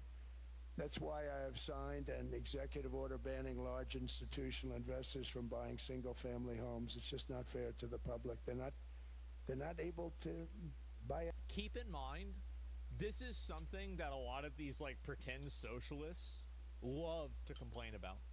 They love to talk about how bad this is, but they never brought this up. I have not seen a single one of them make a single comment that any of them said that what he did was good. This is obviously good. There's no reason why this shouldn't have happened. And I just want y'all to see that, just to see how transparent some of those people are. They're bullshitters. Total bullshitters. House. And I'm calling on Congress to pass that ban into permanent law, and I think they will. I think they should. I mean, honestly, like, it's something Democrats have to get behind, basically, right? Because so much of their base is like, you know, radical left-wing people. And I wonder if they will go against this just to spite Trump. Executive order sadly means nothing until it's codified. Well, it should be codified. It absolutely should be. I think they say things like, no, you don't have to hand it to them. Yeah, I mean, it's obviously a good thing. I'm very happy about this, and I would love to see this happen more. I would. Because this is and the other thing, too, is that this is a direct existential problem that Americans are facing at this very moment. This isn't a theoretical Russia attacks us and we have to have Greenland or something like that. That's like a bullshit theoretical argument, like who knows. But this is something that's immediate, direct, specific, and personal. This absolutely should be the focus. It's one of the reasons why I think Mamdani won in New York. It's because he focused on immediate, direct, and personal things. It's kind of what I said at the beginning of the stream about COVID. And the reason why COVID was so activating for politics is because so many people were now being, basically they're now being affected by politics directly for the first time in their life. This should be the main focus in America? Yeah, I think so. Removing property tax would take away that loophole for the most part? Maybe, I don't know. In some places they do have no property tax. It's why Trump welcomed him. He'll support him. Yeah, I mean, Mamdani, it's the same. Like, he has a lot of, like, economically, I think he has a lot of ideas that I agree with. But sometimes I don't really agree with, like, the reason why he has the idea. But ultimately, I mean, again, it's like an 80-20 thing. I really agree with him on, like, 20% of things, and I, like, totally disagree with him on, like, the other 80%, right? In our hemisphere. So we did it for ourselves also. And then after the war, which we won it big. Without us, right now, you'd all be speaking German and a little Japanese, perhaps. After the very, very muted laughter. Perhaps. It's like 3 people laughing. After the war, we gave Greenland back to Denmark. Yeah. How stupid were we to do that? But we did it. I don't know if we really gave. I don't think we gave it back to them, right? But we could have taken it then, but we didn't. I mean, sure. You're supposed to make money with energy, not lose money. Every time that goes around, you lose $1,000. You're supposed to make money with energy, not lose money. Here in Europe, we've seen the fate that the radical left tried to. Can you imagine being somebody that, like, I mean, this is the president that's talking about a windmill as $1,000, and then one of his biggest detractors in the country that's also really well known, that runs the most profitable state in the country, is talking about sucking his dick, and that he's a dinosaur, that, like, he either has to fuck you or kill you. Like, really, you think about this, like, what a culture shock this must be for some of these, like, they like to think they're, like, all high and mighty Europeans. They're like, wait, what the fuck? Like, what the hell's going on here? What is this? Impose on America. They tried very hard. Germany now generates 22% less electricity than it did in 2017. And it's not the current chancellor's NATO's fault. gay? He's Is that true? The problem. He's going to do a great job. But what they did before he got there, I guess that's why he got there. And electricity prices are 64% higher. The United Kingdom produces just 1/3 of the total energy from all sources that it did in 1999. Think of that, wow. 1/3. What happened? And they're sitting on top of the North Sea, one of the greatest reserves anywhere in the world, but they don't use it. And that's one reason why their energy has reached catastrophically low levels with equally high prices. High prices, very low levels. Think of that, 1/3. What's up? Wow. You're sitting on top of the North Sea, and they like to say, well, you know, that's depleted. It's not depleted. It's got Net 500 zero years. push? They haven't even found The the oil. fuck The does North that Sea mean? is incredible. They don't let anybody drill. Environmentally, they don't let them drill. Yeah. They make it impossible for the oil companies to go. They take 92% of the revenues. So the oil companies say, we can't do it. They came to see me. Is there anything you can do? I want Europe to do great. I want UK to do great.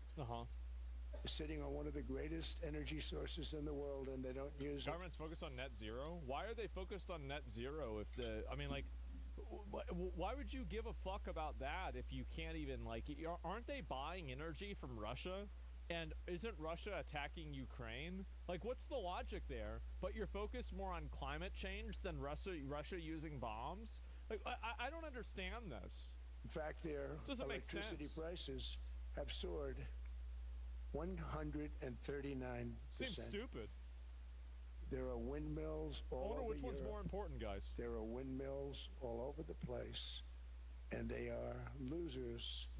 One thing I've noticed is that the more windmills a country has... He hates windmills.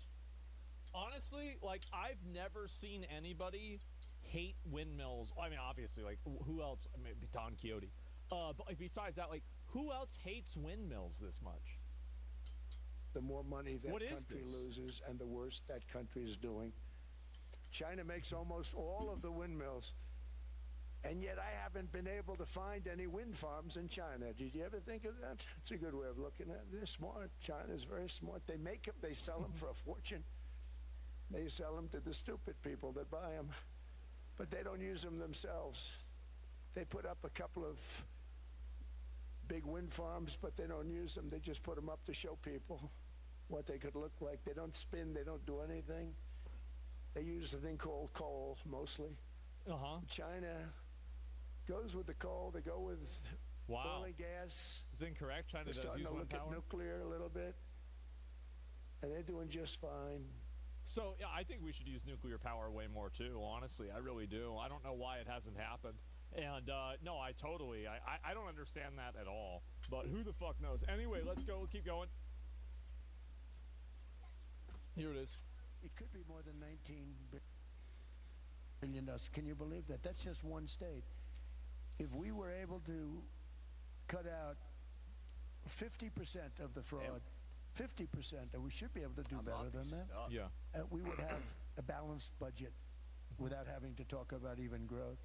So we have a lot of options, but we're working very hard on that. That's a big deal. It's not just. If you want to get rid of the fraud, you have to take the people that are doing the fraud and put them in jail. You have to put everybody involved in jail. Like, any of the people that are aware of it.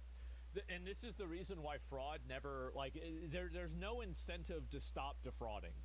Like, you know, you get a fine, maybe you get 6 months in jail, that's it.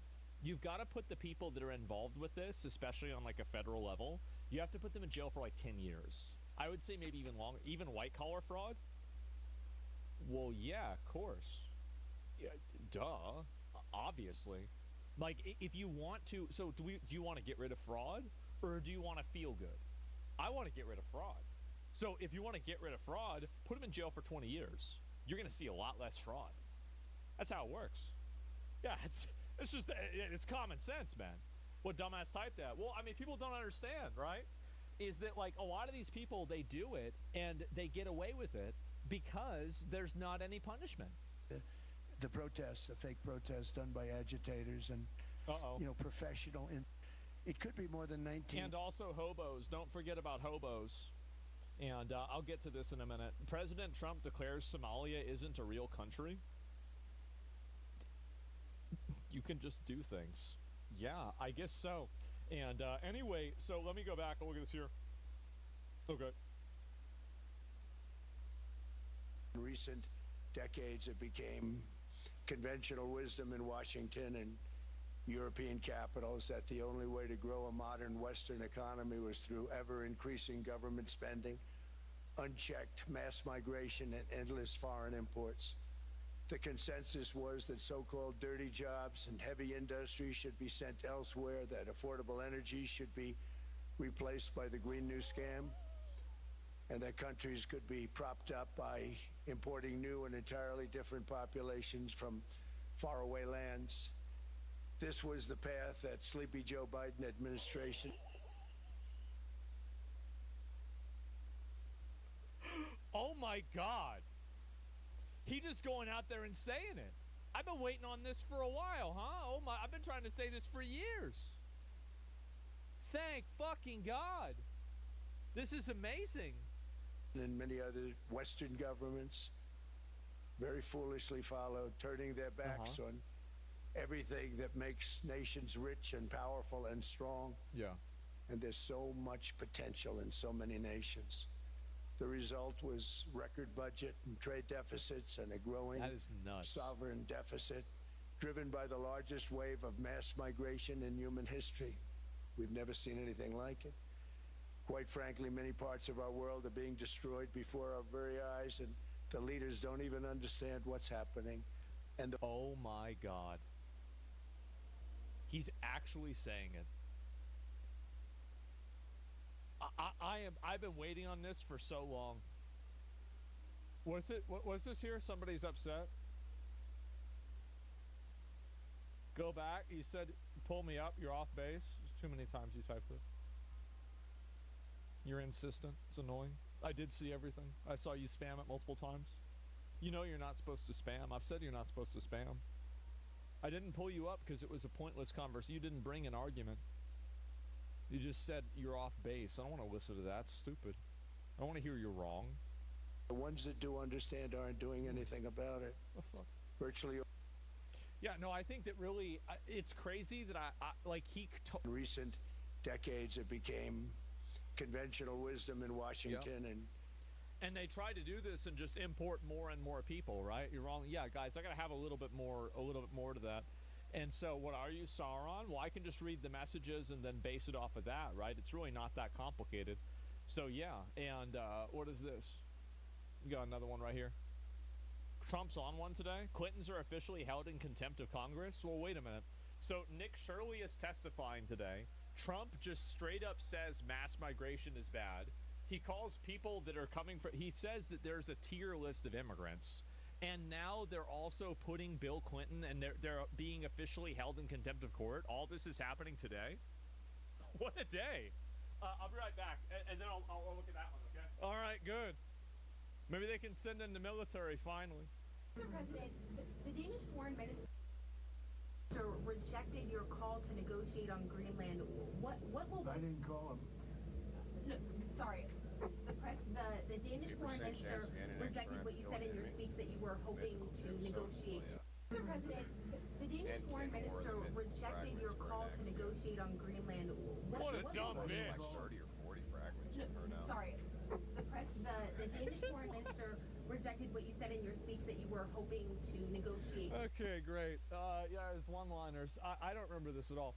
Okay, let me see if there's any more of these that are worth looking at. But yeah, this was a pretty big one. And let me see if I missed any of the other ones that I didn't find on Twitter before the beginning of the day. Let's see here. Defends America First. Okay, what's this here? Climate change. I mean, I don't think that, again, like, climate change matters a lot, but I think that you can't make everybody's lives worse just to do climate change, right? I mean, I don't think you should do that. It depends on what the degree of it is, and if, like, you're doing it and it's at the expense of everybody, then what's really the point? Especially whenever a lot of the climate change models that people have come up with have been proven to be untrue. Like, if the climate change, restrictions make people's quality of life worse, then maybe it's not really the best option. I think there's smart ways to do it, and there's ways to develop in that way. Oh, here, whoa, wait, whoa. Wait a minute. One of the biggest barriers to saving for a down payment has been surging credit card debt. The profit margin for credit card companies now exceeds 50%. I thought it was 40%. One of the a 50% margin?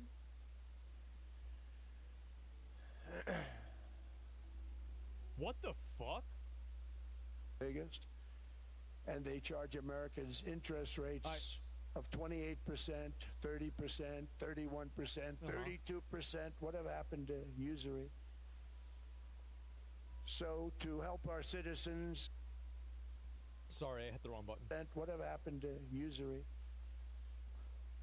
So to help our citizens recover from the Biden disaster, all caused by this horrible president, I'm asking Congress to cap credit card interest rates at 10% for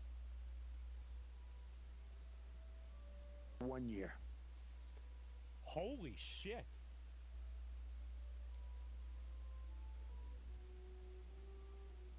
Thank fucking God. Bro, holy shit, only a year? Well, yeah, because once you get the foot in the door with that, it's not like people are going to be okay with it going back up to fucking 30%, right? This is insane. Yeah, economically stupid idea. Well, okay, so you care about the economic... I don't care about that. I don't.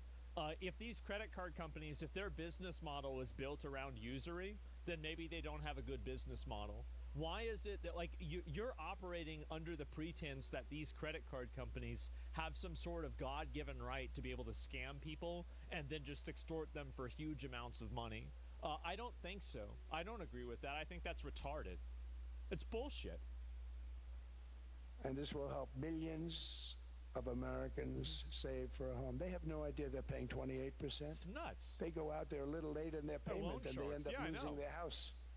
What's usury? Usury is charging an exorbitant amount of interest in order to basically put somebody into debt forever for borrowing money. That's the reason why. 50% was promised them 3,000 years ago. Well, it's time to end the it's time to break the promise. We would go to jail if we charged that amount of interest, but not bank companies. We got people now defending banks. I know. It should be classified under predatory lending practices. Absolutely. You know what I think they should also do? They should do that with student loans. I think they should.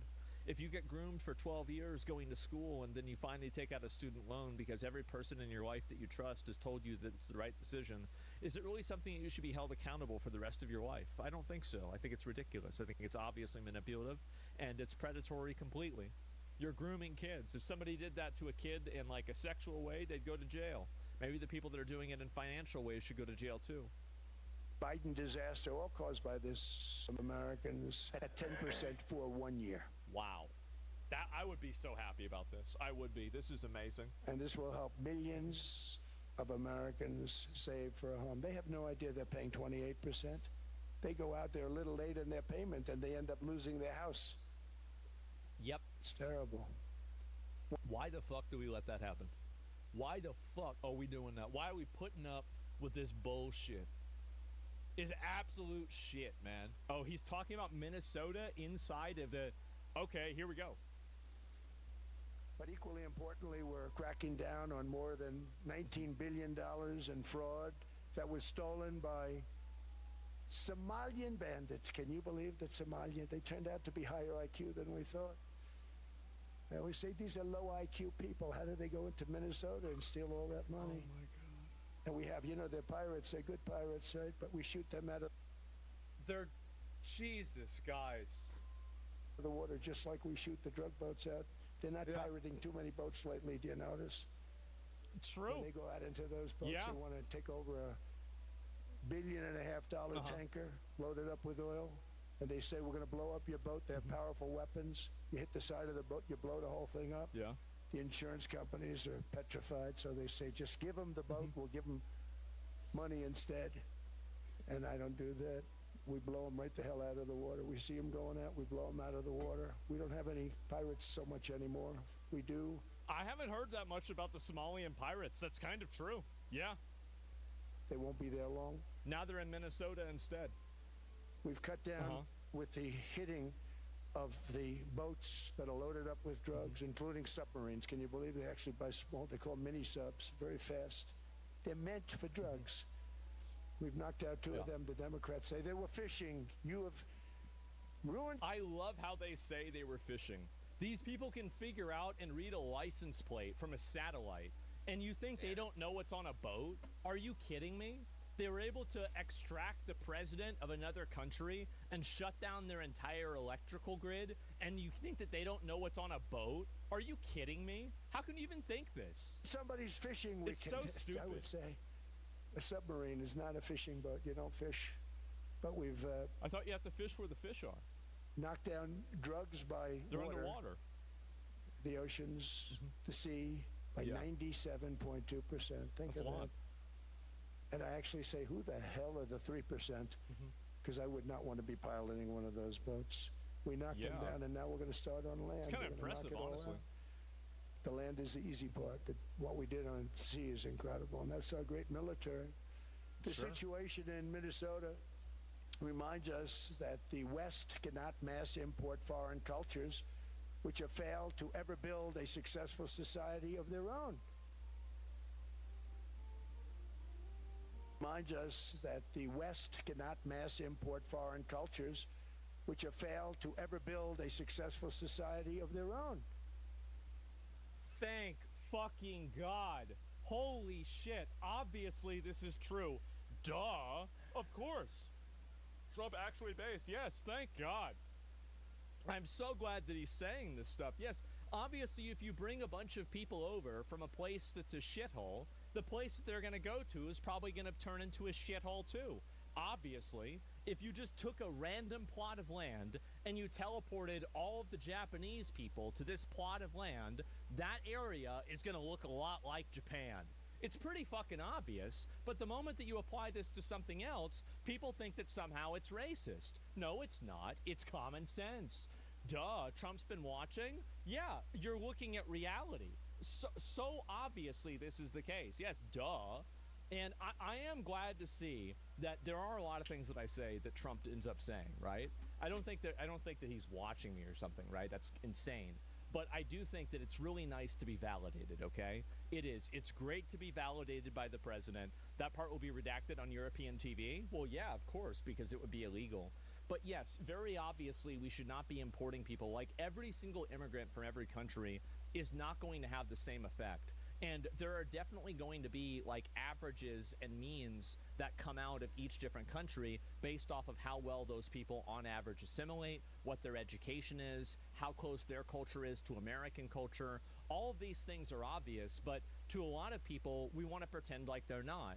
The fact is that, yes, very clearly, an immigrant that's coming from, let's say, Sweden, or an immigrant that's coming from the United Kingdom is going to probably, on average, have a higher rate of, assimilation, being able to fit in, being part of the culture. They're going to have a much higher rate of that than somebody coming in from Zimbabwe or from Afghanistan or Pakistan or from Somalia. Like, I'm not saying that it's a 100 to 0, but it's about an average. And if one average is like 10% and the other average is 80%, that's not a number that you can ignore. That's a crazy differentiator. So yes, I'm thinking about you becoming a propaganda agent. Well, wait a minute. I'm going to pull you up. You're going to get pulled up. You're getting pulled up. What about what I'm saying do you think is propaganda? What? No. I want to get to the bottom of this. We're going to get to the bottom of this. What about what I'm saying here is propaganda? It's okay. We're going to listen to it. You've been upset about this. Hopefully he's got a good point. Hopefully he's got a good argument here, and then we'll all be smarter because of him. Or is everybody ready to be smarter? Let's get ready to be smarter. Honestly, I really wish some of these chatters would have opinions that were, like, worth talking about, because it helps me run the stream, right? Is that, like, you give me, like, a topic to talk about, and then I can just talk about it at length, right? But, like, so many of you guys that are getting mad in chat, there's not even anything to it. It's just like, you're wrong, this is bad. It's annoying. Yeah, you bounce off of it. Yeah, exactly. But bro, please, can you at least explain it? Can you at least fucking explain what you mean? But now? What does this mean? You don't pull up the good ones, though? I don't think that there are that many good ones. Yes. I don't. Oh my God. You like Devil's Advocate, right? You hate Devil's Advocate, though? I do. If you don't actually think something, I don't want to hear your fake argument. I only see you talking for Trump without any contradiction because I agree with what he's saying here. Why would I contradict what he's saying if I'm agreeing with him? I think he's right. Duh. Is that, like, you see what I'm saying here? You switch from Dig to Reddit now that Dig is back? Is it really? I never even heard about that. Yeah. If you don't actually think something, I don't want to hear your fake argument. Yeah, I mean, I don't want to see that. Like, people that make fake arguments that they don't actually believe them, they're just wasting time. Yeah, if you don't really believe something, you don't really think something, then, like, there's no real reason to have a conversation about it. It's like, basically you're saying, like, I know I'm wrong, but I just want your attention. If everybody did that, then there'd just be people spamming in chat all day. It would cause too many problems. That's all I have to say. You know, this is the reason why at least I can sometimes appreciate Destiny clips, is that he will at least have an actual criticism that I can talk about. Like, you never give me anything to talk about. You're just like, you're wrong, idiot, that's it. At least, you know, sometimes there will be an accusation, and it's like, okay, well, now we can go off of this. Now we can use this. So let me explain. Let me ask you, you're going to, no, now that you did this, do you agree with what Trump is saying in this clip? Do you agree with it? I'm not asking what I agree with. I'm asking if you agree with it. What do you think?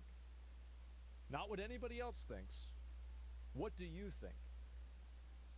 We're going to hear this.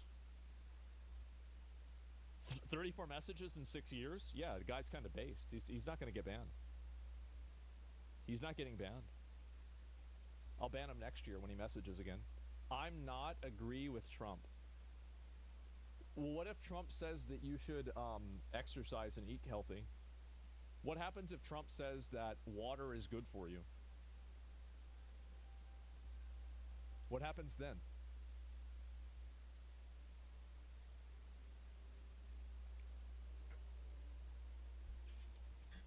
I mean, I want to understand this.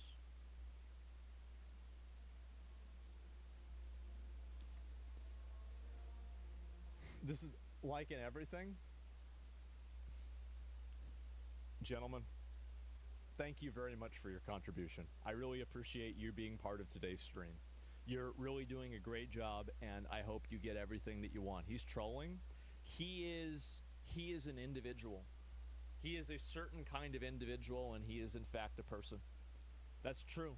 I'm not agree with Trump. I can't agree. Yeah, I can't agree with that. There it is, right, guys? I haven't heard of video game drama this big since the whole Dream Minecraft speedrunning saga. What's happening with the Marvel Rivals $40,000 tournament situation is pretty bizarre. In a nutshell, there was a Marvel Rivals tournament with a $40,000 prize purse. There was a player by the name of Kingsman who really wanted to take this seriously, making a mention that this money would be very helpful to him as a college student.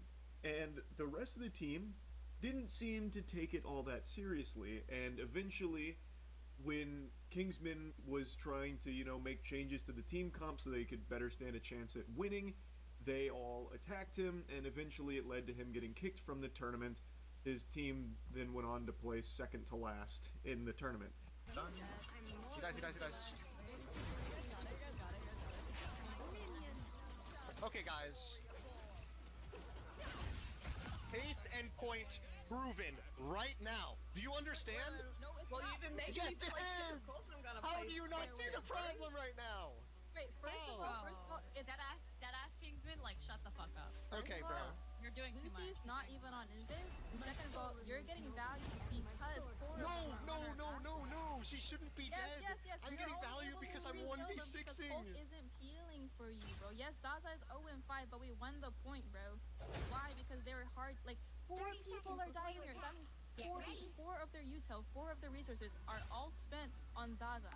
I saw this a couple days ago, and I was so confused why anyone would be joining a tournament if they didn't actually care about winning at all. So he is very clearly trying his best to help the team win. And they were talking about like how toxic and annoying and insufferable he was, things like that, which eventually led to him getting kicked and being like disrespectful, that kind of thing.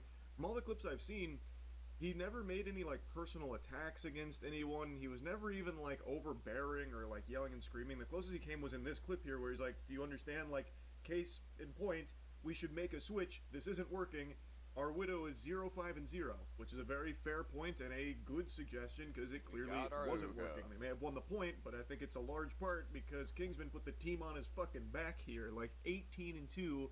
He was kind of going Insano style. I don't know why this became such a huge issue for his teammates where they hated him so much for trying to win that they started insulting him after the fact, and that's where most of the drama stems from. Them refusing to switch is one thing that feels like it's kind of trolling and just intentionally throwing the tournament for the sake of vibes, which is weird because, again, just go play quick play or something. Why even bother going into a tournament if the goal isn't to try and win it? he made it clear he wanted to sweat because this would be very important money for him in his situation with college. Now, I also heard that when the tournament was put together, there wasn't an announcement about how much money was on the line.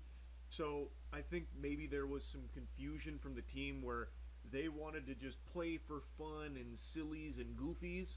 And then once $40,000 was announced, they still had that mindset. Meanwhile, Kingsman really wanted a piece of that pie because it would be helpful to him. It'd be like $3,000, which is a significant amount of money, especially for someone in college where this could be very useful. So that clashed where he really wanted to win. His team, who they didn't give too much of a fuck. They didn't think it was that big of a deal. So he, throughout like their time playing together, would be making like suggestions and saying like, hey, you know, there's going to be this in the tournament, there's going to be that, maybe we should look at this, maybe we should look at that. And I think they were just getting so annoyed that he was wanting to win so badly that they started to really resent him for it.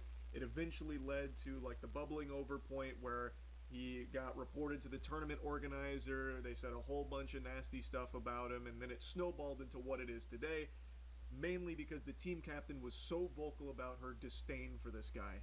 She said things like, I'm pretty sure he spent all 20 years of his life inside playing video games, which is why he lacks social skills. You are also spending your time inside playing video games. You're a streamer. Why are you using that as an insult against him?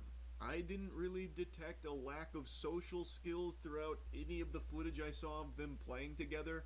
I guess you could make an argument that, you know, maybe his attitude could grind your gears because he was offering like a lot of advice on potential team comps, and he did multiple times mention like, hey, the Black Widow's probably not going to work here. We've got to be mindful of like dive comps, that kind of thing. Would you be willing to try like Bucky perhaps?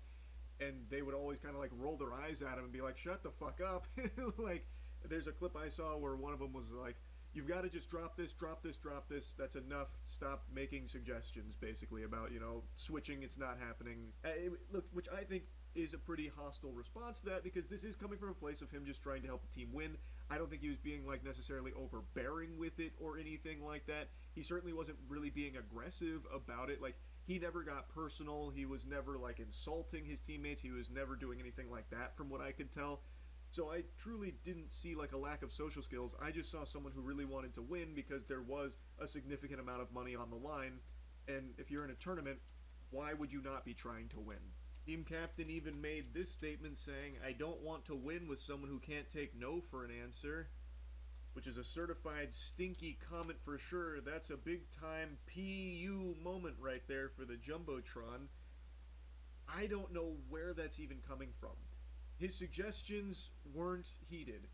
Okay, he didn't start like, you know, stomping his feet and yelling and screaming. What's up, guys? Welcome back to the channel. Boozer here. Thanks for stopping by. In today's video, I'm going to bring you guys some exciting promo codes I have here exclusively for mobile only players. Make sure you guys check out the link in the description below. For brand new activations, we're going to give you a free legendary champion Corrado Fox Hunter, and for returning players, you're going to get epic Void Madame Cirrus added to your account. Now, also, I want to highlight in this video that we do have a trivia dungeon event over at the official RAID content channel over on YouTube. We have 4 content creators fighting for these rewards for the community. We have YST, Scratch, Dead with Jedi, and Nubkex all participating in this game show, trying their best to get us some of these sweet rewards. Whatever they pick up, make sure you log into the game before May 23rd to scoop up whatever free goodies they manage to get for us. And again, make sure you guys hop over to the official RAID YouTube channel to give them some support, give them some love. I'm going to hop over there today. They're going to be dropping the videos on May 8th.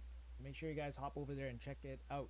Real quick here, I also have a promo code here, Trivia Dungeon. Make sure you guys use this promo code if you guys are not aware. It was given out 2 days ago, so just in case you guys don't have it, make sure you guys use it. And lastly, once again, make sure you guys check out the links in the description below. For new activations, you guys will be picking up Corrado Fox Hunter. He is a spirit attack based damage dealer here. He has an AoE block active skills. He has a single target stun and then an A1 with the weekend. Very decent legendary champion to start your brand new account with. And then for returning players, you guys will be picking up the Void Epic Madame Cirrus. She is very special in that she can remove all buffs from enemies, as well as she can place decreased attack and decreased defense. Also has very annoying control fears on her A1 and A2. Very strong Void Epic champion for returning players. Like I said, both links will be in the description below. They will be for mobile only, so keep that in mind, but hopefully it's going to help some people out there. Anyways, guys, once again, make sure you guys check out the official RAID YouTube channel for the Trivia Dungeon content. I'll see you over there. I've heard that the Madame Suri code is still active. I can't use any codes. It's like, okay, until like 11 all right, we'll do it. Morning. We'll run it. Fuck it, we'll do it live. And when it didn't work, he did eventually say, like, look, told you so, can we please make this switch, and then still got attacked for it. I didn't see any examples of him not taking no for an answer. Like, yes, he did make a suggestion multiple times, like, would you be willing to try this? Would you be willing to maybe switch here? What about this? But that isn't not taking no for an answer. That is coming from someone who wants to win a fucking $40,000 tournament. He then continued to insult Kingsman and I guess anyone that was supporting him in her Discord, saying, yo, Kingsman cocksuckers, screenshot this. Y'all think I ain't seen the toxicity in the Kingsman Discord with not spreading hate from the mods and Kingsman community? Fire emoji. This one will really get your eyebrow in the air. So she's calling out the people that were supporting Kingsman, saying they're cocksuckers and how toxic they are. Meanwhile, she has been the most openly toxic, like vocally expressing her disdain for this guy and now like his community. And let's not get it twisted. I think it's pretty obvious. Most people have probably seen a lot of like really dog shit takes from people that are using this as just like a giant insult against all women who play video games. That is absolutely happening, and that shit sucks. Those are some fucking losers you can make fun of. Absolutely. But she, from what I can tell when this message was sent, was talking about like anyone that was expressing support for Kingsman, and I'm sure there probably were some like absolute greaseballs that went through and said some terrible things, sure. But to extend that to like anyone that was supporting Kingsman, calling them cocksuckers, I think is just kind of crazy. Especially considering she has by far been the most mean and nasty about this. Kingsman, from what I saw from the clips that were during this time, he tried to like actively say like, hey, don't go harass anyone and don't be mean, you know, it is what it is at the end of the day. Like, he was clearly upset about it, but I felt like he was doing, or at least making an effort to try and stop people from going and doing shit like that. She, on the other hand, was just openly attacking him. Everyone thinks this guy's a exploder, like a bug. That's just what happens. That's such a good point. You're so right about that, and we're still gonna play Widow. I need this for my college. I need this for my college. I have about 6 or 7 more years. This is a clip I keep seeing spread around. That first clip is when he is explaining like why the Widow's not going to work, and they're like, oh, great point. Go fuck yourself, we're still playing Widow. That's all we're gonna do. We're here just for good vibes, good time, and I don't care if this money means something to you, because it doesn't to us.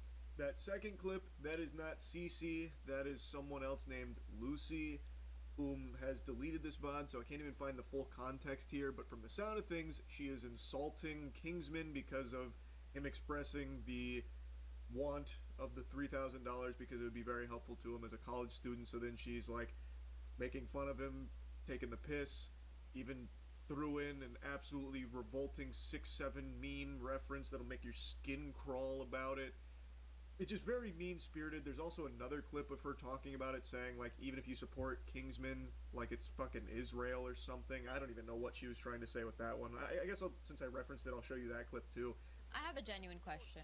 Like, seriously, answer this. Even if you support Kingsman, whatever, support Kingsman like it's fucking Israel. Anyways, whatever you have in your head, I have a genuine question. I think everyone has a genuine question after seeing that segment there. I don't know why she would be saying something like that with this.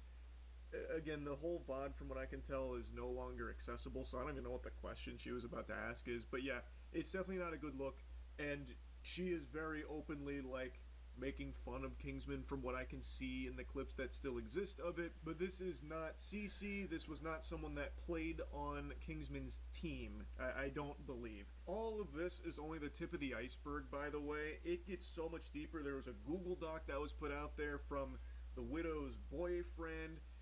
The tournament organizer initially like doubled down, saying, nope, I maintain my position here. He deserved to be kicked from this tournament. He violated all of our rules. And then today he came forward very somber, like, look, I know everyone's mad at me and they're right to be mad at me. I was wrong about everything. I looked at this misleading evidence. It was only from one side and it was incorrect. I acted too hastily. So now he's like singing a very different tune about how You know, he's had this come to Jesus moment after seeing the other side of the story with Kingsman. It's very clear that he was manipulated by incorrect information. He shouldn't have kicked him from the tournament. When they come in here with the people, when they come in here, when they hate, they're justified in what they're saying. They're absolutely right. You're absolutely right. 100%. No question about it. Like, there's no beating around the bush. I don't know why it's like difficult to admit when you're wrong and when you fucked up.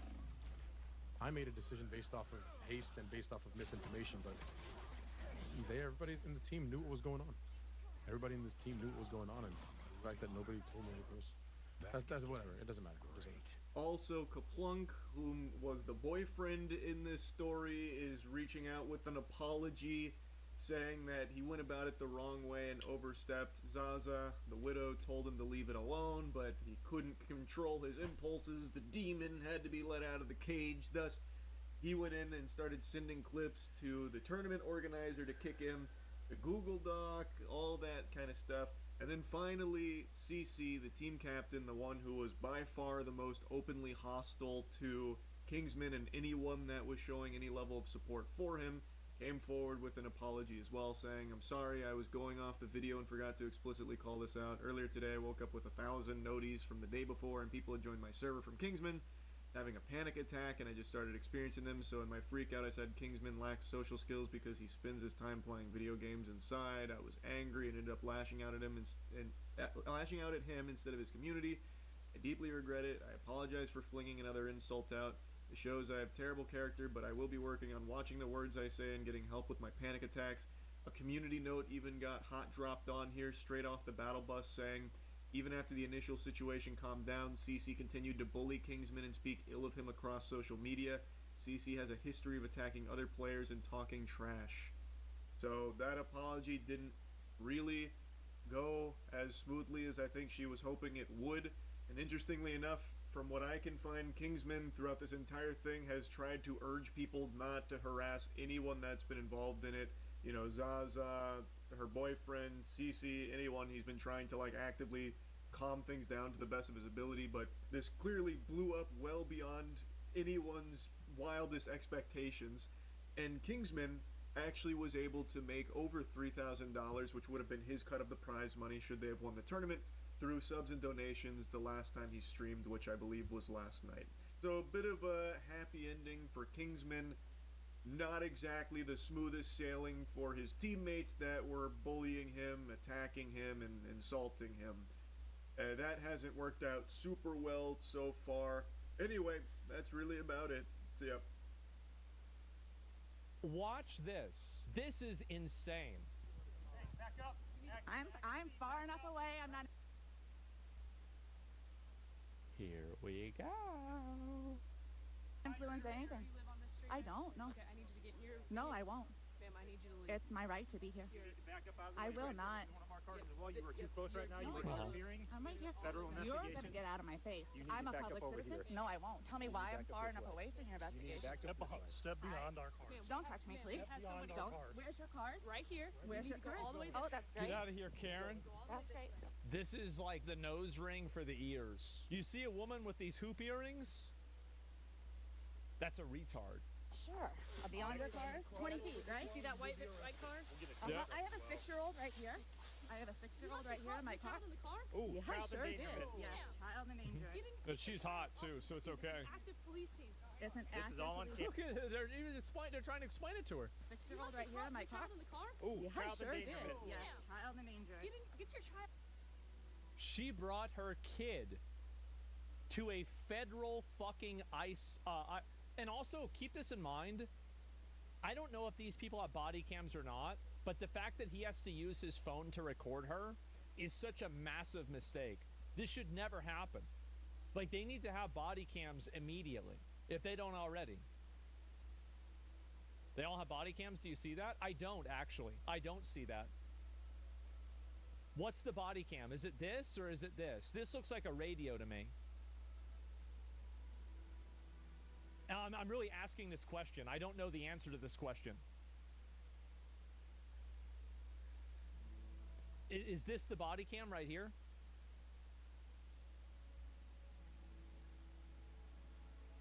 That's the camera? Okay, I thought that was a camera. I thought that was a radio or something.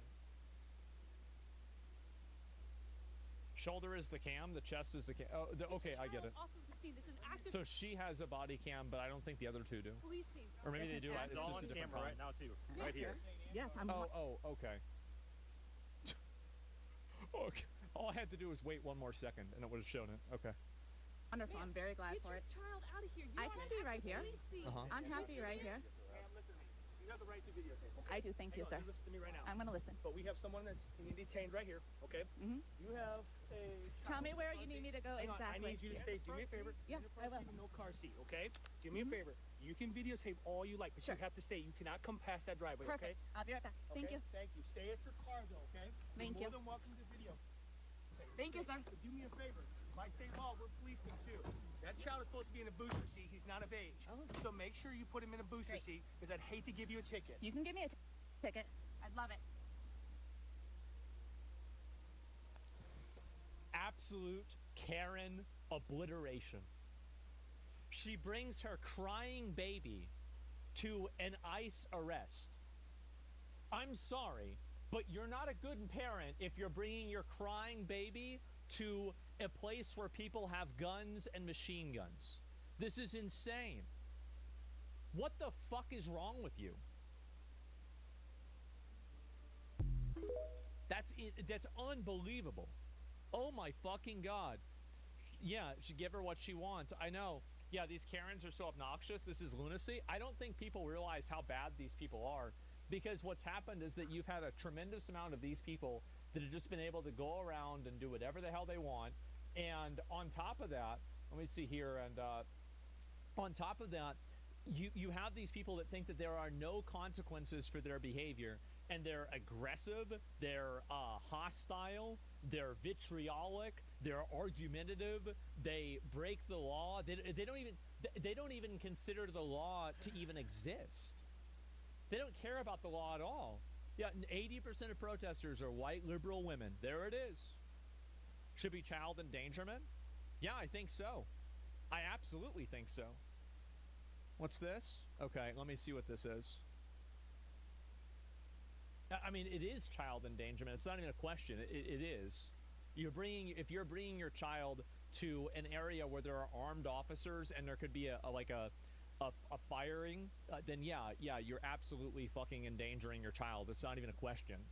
What kind of results would one expect whenever you charge up to ICE agents in a vehicle so erratically? It's almost like a suicide mission. He's taken his reluctant friend along with him for a ride. This isn't a joke and it isn't funny, especially when ICE agents have to do what they have to do to neutralize the threat. Okay, let's watch this.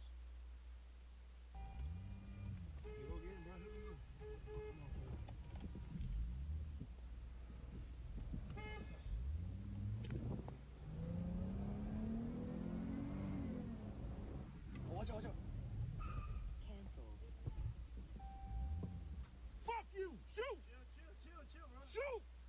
You fucking pig! Shoot! Right now! Chill, bro. Shoot!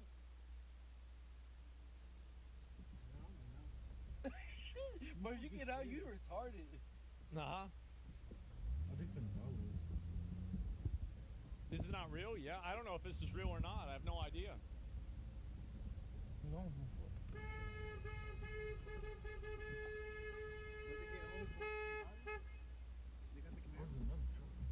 See, they gotta go and arrest these people. They do. They gotta arrest these people for like any sort of obstruction or something like that. Like this is like you're driving, you're trying to floor your car in their direction to get their attention. They could be in the middle of an operation at this point, and you're doing this to distract them on purpose. There has to be charges for this. It is. It's obstruction. It's intimidation. Like, what are you doing? Yeah, I mean, I don't understand why reckless driving as well. Yeah, like you're just flooring it down a random residential road with houses there. What the fuck is wrong with you? So yeah, I mean, I just don't understand this at all. It is crazy what these people are doing.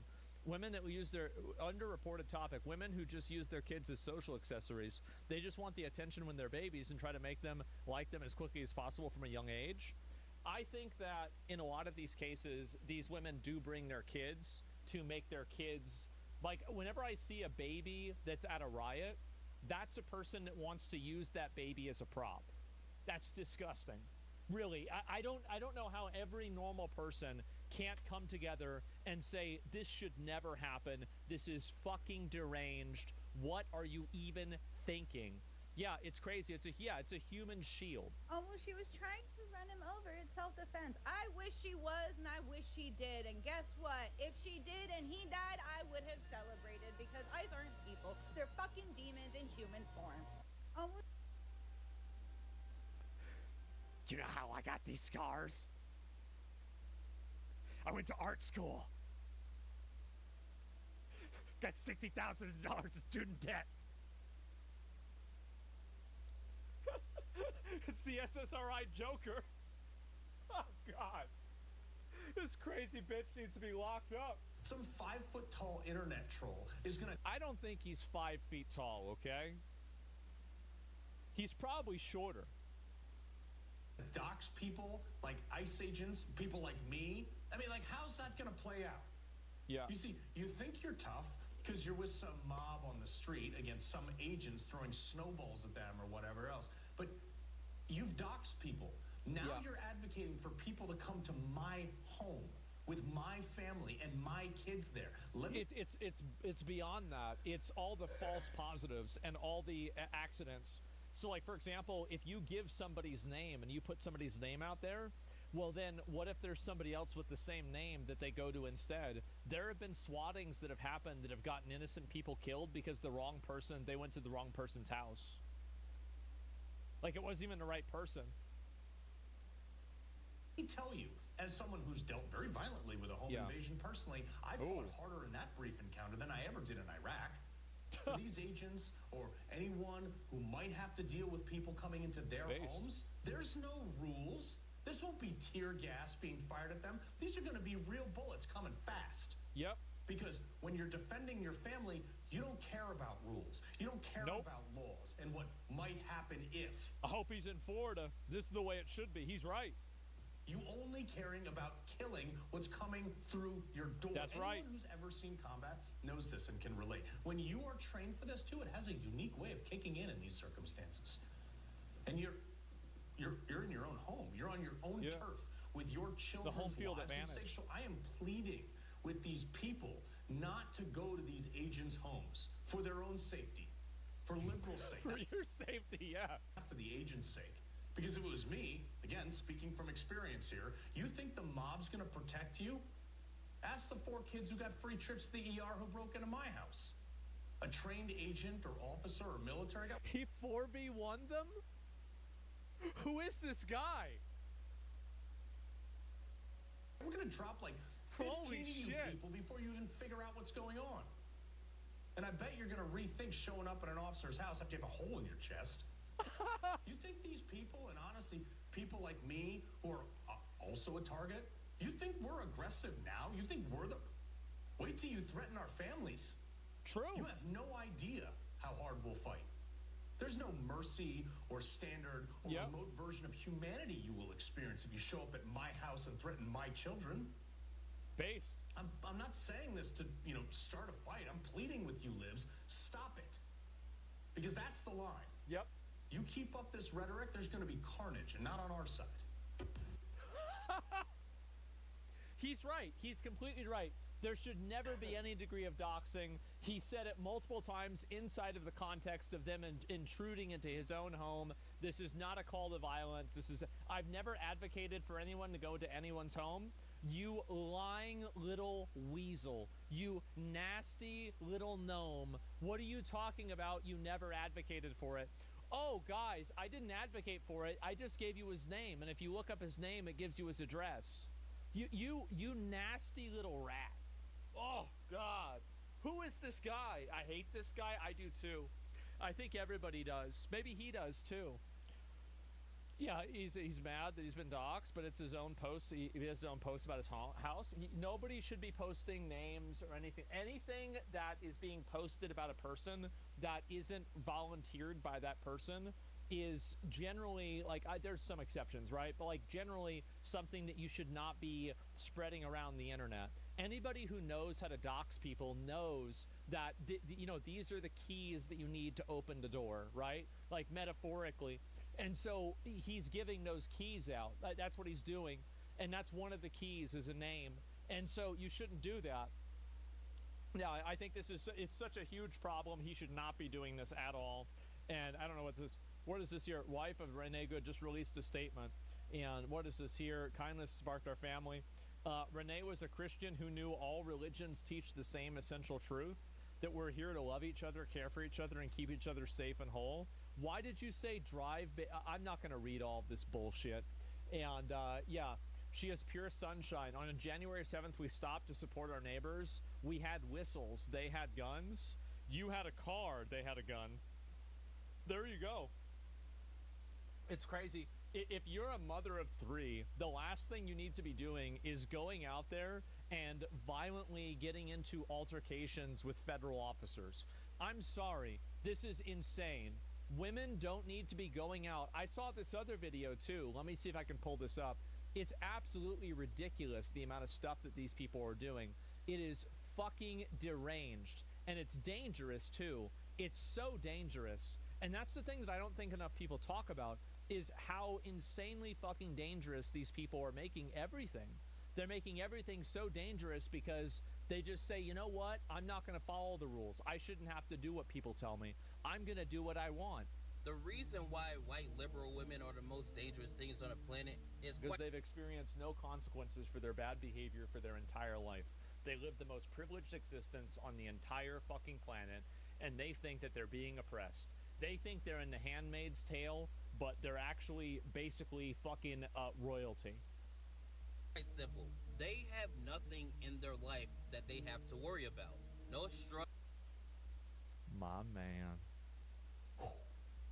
Struggles, no problems. They wake up, they got to figure out what coffee they're going to drink, what robe they're going to put on, what shade of makeup they have to put on, or whatever. They don't really have problems in their life. That's right. So they're bored and they have nothing to do. And there's a guilt that comes with that boredom, because I think that deep down inside, a lot of them realize that they're living the most privileged, advantaged, and beneficial life that anybody has ever lived in the history of humankind.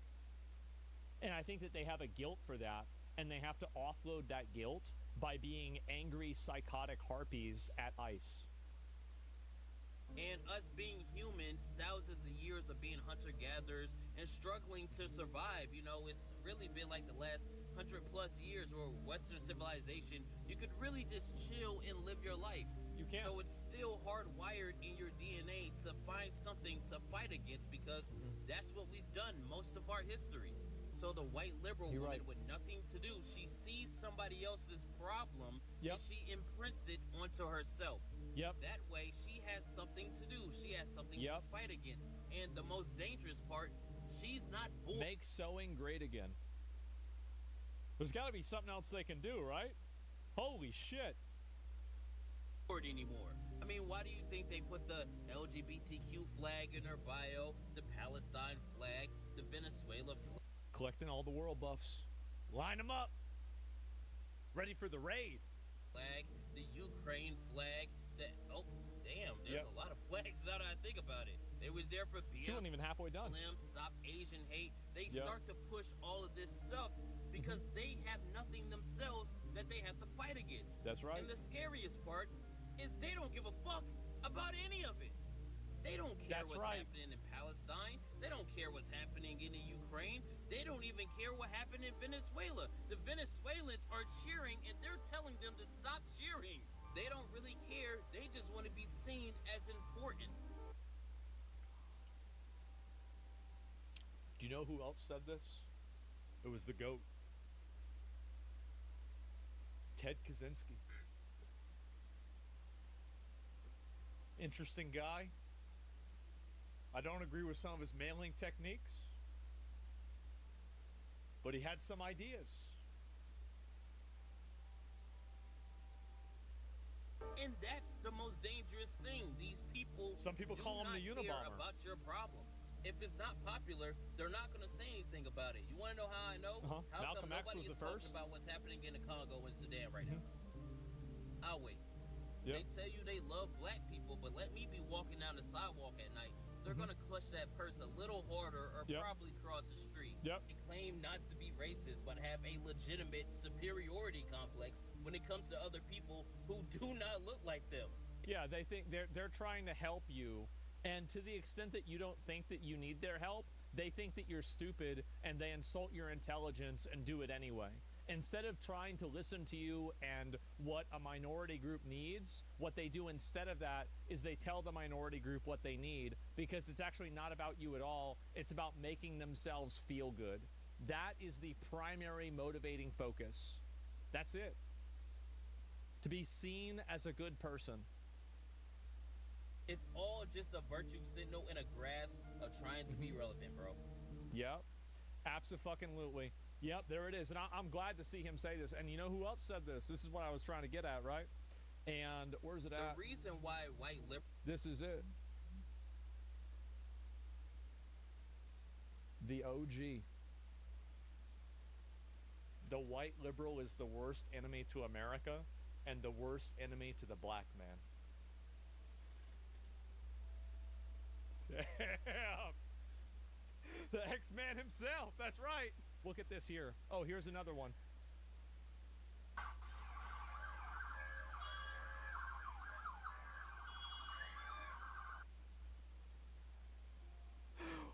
What is wrong with you? What are you doing?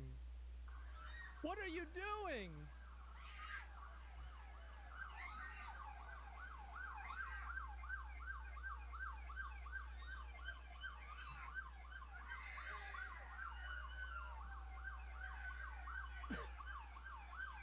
Look at this. It's just so ridiculous. I had to turn it off. These people are out of their fucking minds. Really? Oh my God. Do you realize how unhinged and mentally insane you have to be to actually do that? Yeah, exactly. You've got to be out of your fucking mind. It's crazy. How can you do something like this and think that you're normal? Do you realize how messed up your common sense and critical thinking is? Yes. Are, because it's plural, right? Both of them are. Yeah. But individually is. Anyway, they are messed up to think that you can stop that car, that SUV. Yep. Imagine thinking that, you know what, I don't have anything better to do with my life than I'm going to jump in front of an ICE vehicle while they are trying to deport criminals. They need to go with these people. They need to lock them up. This will only stop when these people receive real consequences. And I think that the faster they start locking them up, the safer the country will be. It'll be safer for the ICE agents, and it'll be safer for the protesters. Because the problem right now is that nobody really knows where the line is. And it's very clear that following the law isn't the line, because you have people that break the law all the time and they don't have anything happen to them. So what ends up happening instead is that you just have a huge amount of people that are fucking mad, making up bullshit, and nobody knows what they can get away with and what they can't. For to solve that problem, they did. This is a huge, huge issue. Because nothing screams democracy and I care about my fellow countrymen than open border ideology. That is liberal logic. I will never, maybe somebody on the left can actually tell me. Drop in the comments and let me know. What do you think you're accomplishing? Because I can't deal with it anymore. Like, I'm sorry, but the amount of stupidity. The police aren't doing shit. Should they be charged for letting it happen? I don't know. I mean, I don't know. Should they be charged for letting it happen? I have no idea. Maybe, right? But like, yeah, go to Democrats' Twitter account. Remind me about that after this. It's wild in this country. Yeah, it's insane. And they should lock them up with ICE criminals trying to deport. I mean, I don't know what to do. It's so delusional and so like deranged that people think like this. I don't even know what else to say. And a nice shooting video. Why is there a T-Rex car in the driveway in the video? It's apparently some meme that they have in that neighborhood. It's not really that interesting. Oh, here we go. Here we go again. Listen to this. This is in New York.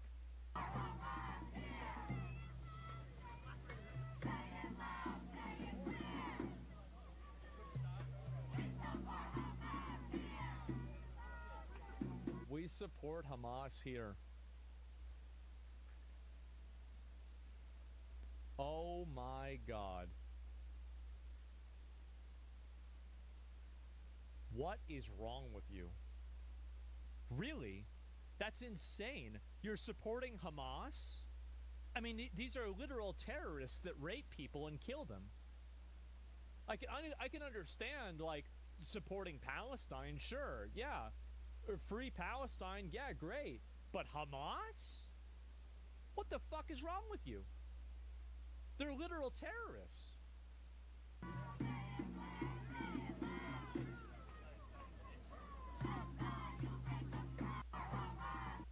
Isn't that insane, man?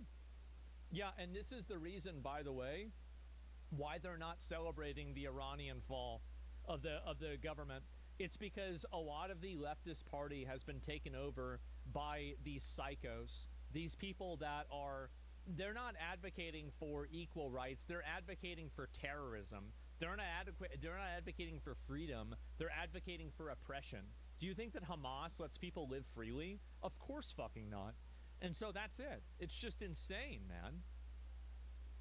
Absolute unreal levels of retardation. I don't think people realize how bad it truly is. But yeah, and this is also a little bonus here. Greenland considers meeting directly with the U.S. without involving Denmark. Honestly, I think they should. I think they should. Because the fact is that Greenland, it's, you know, they polled people in Greenland and they said that they would be willing to leave Denmark, you know, like owning them if they didn't have a quality of life decrease. And if we can give that to them and it's worth it for us in terms of like national security, maybe it's the right decision. It is. Crazy how they're not speaking up about Iran.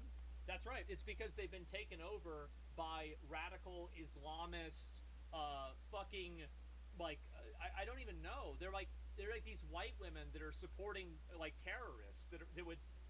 I don't understand it at all. Liberal woman begins to shake and hyperventilate as she begs federal agents to not arrest her.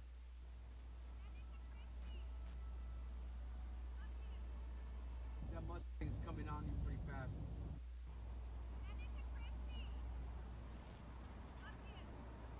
That Mustang's coming on you pretty fast. Yep. She just ran a red light. Oh. She went up with you. You see what I'm saying about these people? Like, especially these again, it's white women. It's overwhelmingly white women that just feel like because they're aggrieved enough, they can just break the law. They can just do anything they want. This is insane. They're hysterical. They are. Completely hysterical.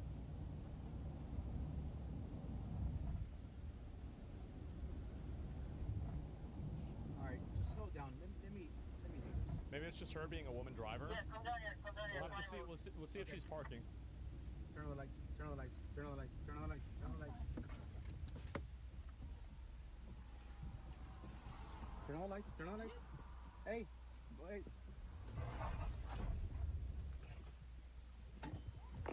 She's trying to get away. Oh my God. Turn on the lights. What's up, bitch? You're impeding with the federal investigation. We have you on camera. We actually have news reporters with us in the vehicle. Your case will be referred over to Homeland Security investigation for process. You stupid fat bitch. I love to hear this.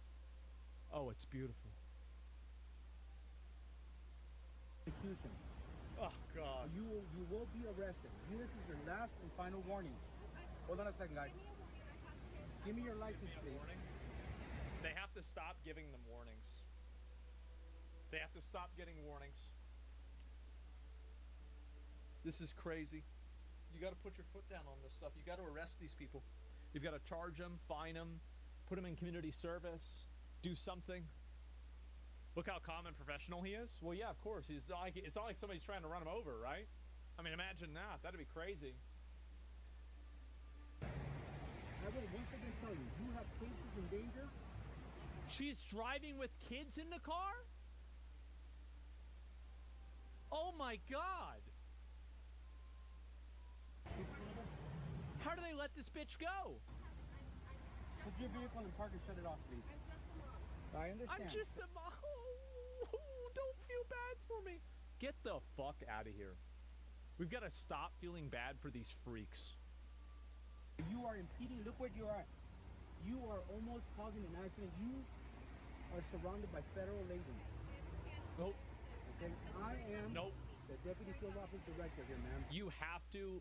The thing is that the only thing that these people understand is emotion.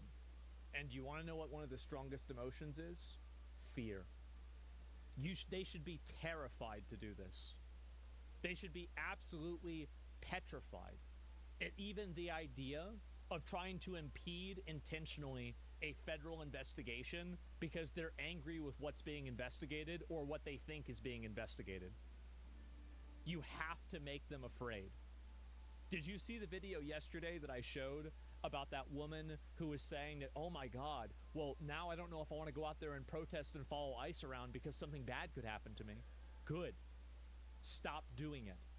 You're putting yourself and everybody else in danger. She's speeding down the road like she's in Grand Theft Auto. Like, because basically, in her mind, whenever she gets into protest mode, she just gets to do whatever she wants. It's insane. More people are going to get killed until this stops. With a kid in the car. Yeah, it's disgusting. Is it boot on your tongue, husband? Wait a minute. Like, what about this is bootlicking? I'm so confused by this. Give me a minute. No, you're going to explain this. What about this is bootlicking? Just siding with ICE, the woman shouldn't be following? So I'm bootlicking if I side with ICE at all? What?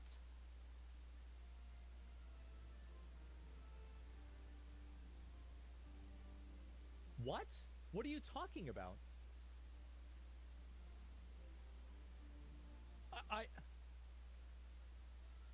Is that what you think? Is that really what you think? Like, what are you doing?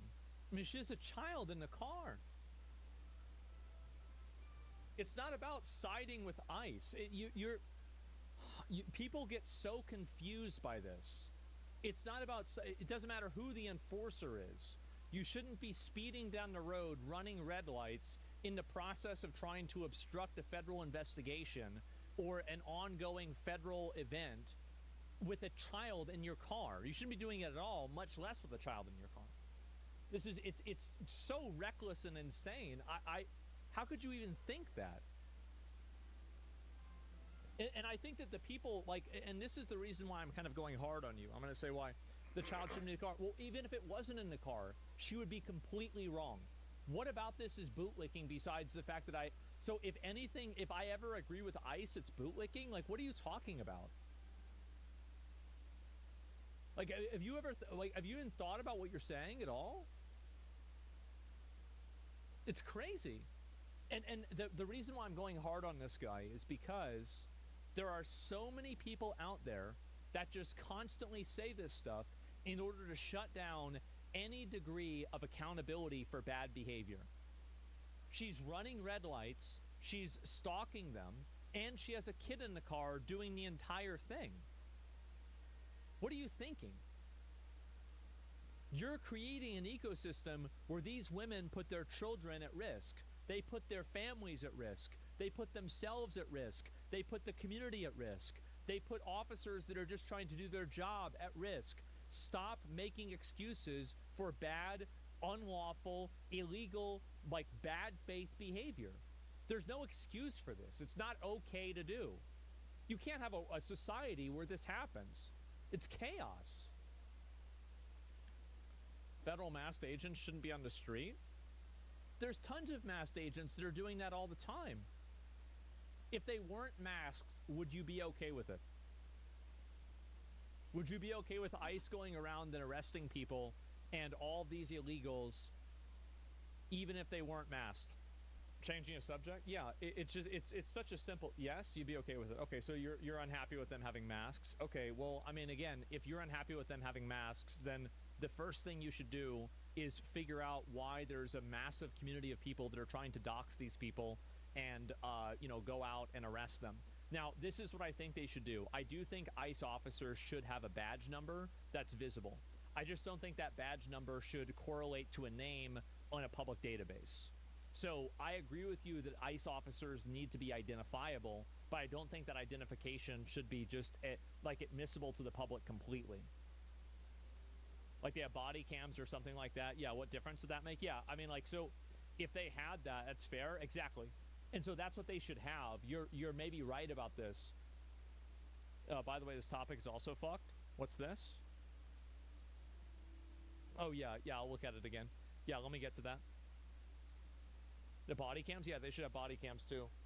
They're public servants. It should be public info. No, it shouldn't. Whenever you have a massive amount of people that are going out of their way to dox and harass federal agents and attack them, I don't think it should be public info. So there are oftentimes a lot of drug busts and things like this that happen that are, because really public info, the reason why it needs to be public info is for public accountability. And so as long as you have the badge number and the badge number can be applied and they can use the accountability through the badge number, then the accountability requirement is met. The reason why you want their names and faces is so you can dox them, harass them, attack their families, and terrorize them into not doing their job. That's the reason why people want the ICE officers unmasked. It's not because they care about transparency. It's not because they care about the Constitution. They want to unmask these people so they can dox, harass, and attack them and their family. That's the reason why. There's no other justification for it. There is very regularly raids that happen, especially on any sort of drug compound. Like, for example, Maduro. The Maduro operation, every single agent's face was blurred. And the reason why is to prevent retaliation. This is a common practice. So maybe you should ask yourself if the reason why they're having them wear masks is the same reason that they're having them having them wear masks to avoid cartels. Why is it that they have to take the same protocol when they're dealing with the consequences of American citizens that they usually have to take whenever they're dealing with Mexican drug cartels? That's insane. Solid argument. Yeah, it's crazy. Open borders have consequences? Absolutely. Anyway, that's what I think. Yeah, I'm not bootlicking for this. This is common sense. I think anyone in the public environment should be identifiable so they can be held accountable. If you care about accountability, then you would agree with my badge number. That's it. So if you care about that, why do you need to know their name if you can use their badge number to file a complaint and hold them accountable? Why do you need to know their name and face? I agree with the badge number. Okay. Understandable. Understandable. Have a nice day. Anyway, the federal badge number agents and numbers enough to identify them. Yes, exactly. Exposing the dishonesty. Yeah, it's so blatantly and extremely dishonest. And you have there's tons of people out there. Again, guys, I understand this is a really bad day for you guys. Okay, you had the body cam come out, and the concerted lie that you tried to push was totally fucking invalidated. You're calling me a grifter, and then there's other people. This is, actually, wait a second. I got so derailed, I forgot I was even watching this video. I'm so sorry.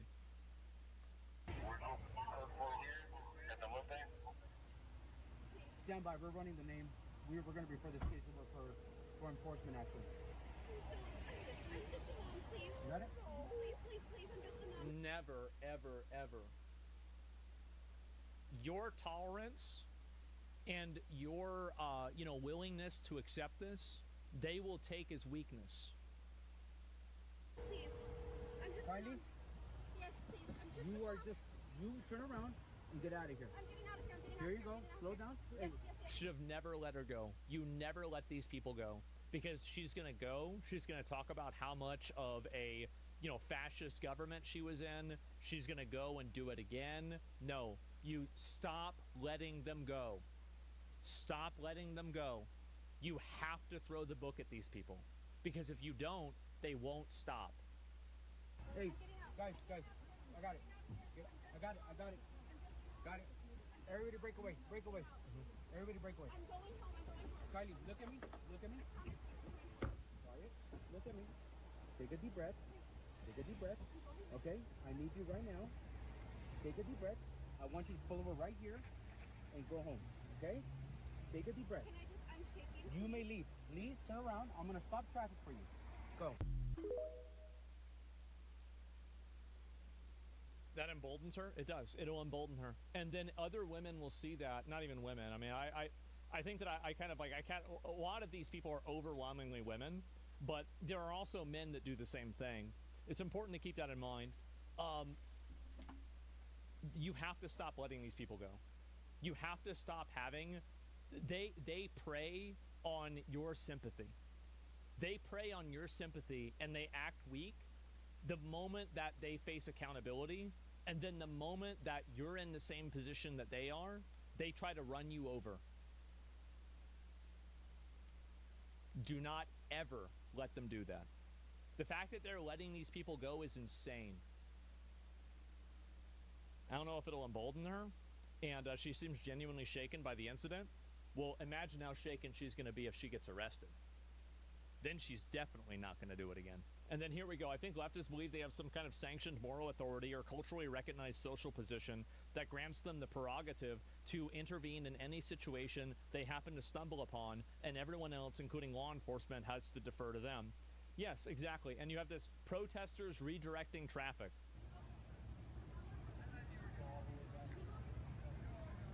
Look at this. Crazy.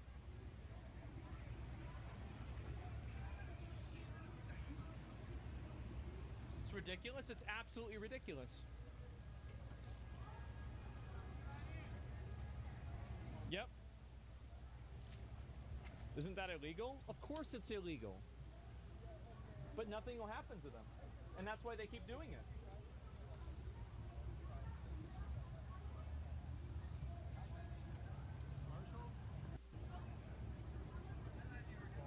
That's the reason. What's your opinion on body cams for ICE agents? It should be mandatory. Every ICE agent should have a verifiable number that you can file a complaint under, and also a body cam. Every single one of them.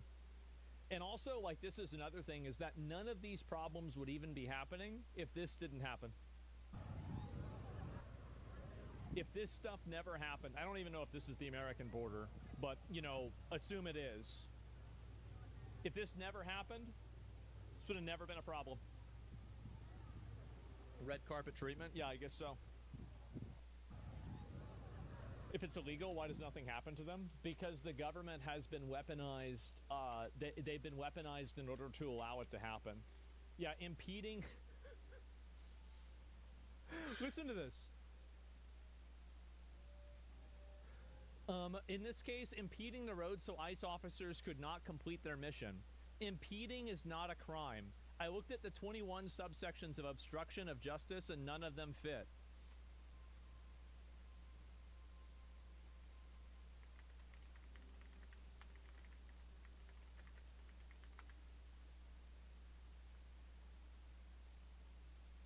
Oh. Oh. What? No way. No way. And you're saying impeding a law enforcement officer trying to do their job. That's it. So, impeding is not a crime. So I looked at the 21 subsections of obstruction for justice and none of them fit. So I'm asking for the actual crime. If Memetic wants to play legal analysis, he needs to back it up, not just hash something together. Do better research. Thanks. I appreciate that you cited at least a statute. But then the question is, what was the act they were detaining her for? What, when they tried to stop her and she attempted to flee, that's a violation. What was it before they tried to detain her? Impeding, obviously. They were not even hiding, they were impeding. It's just, they're so dishonest and stupid. It's crazy. No, you cannot build literal roadblocks to stop federal investigators. That's a crime. These people are out of their fucking mind.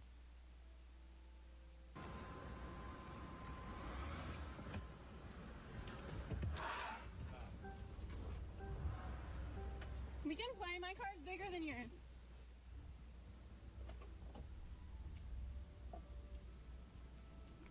Do you remember what I said last year? I said you had to go after these people. You have to go after these people. Because at this point, like, why is it that there is a political class in this country that can seemingly break laws, commit crime, and do anything that they want with no accountability? This is insane. It's absolutely fucking nuts that this is even happening. How's it even real?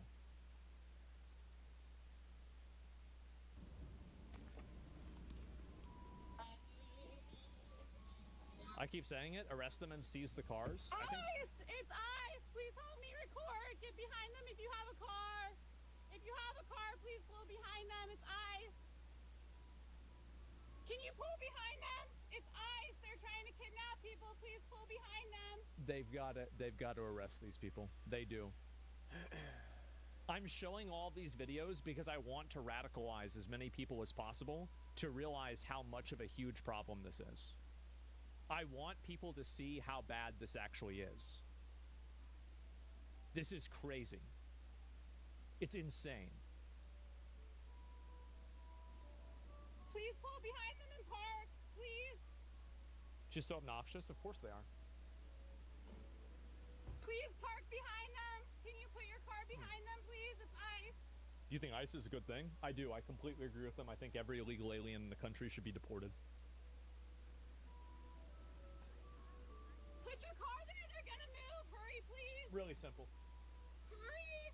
Park your car sideways, please. Look how hysterical and emotional she is. This is insane.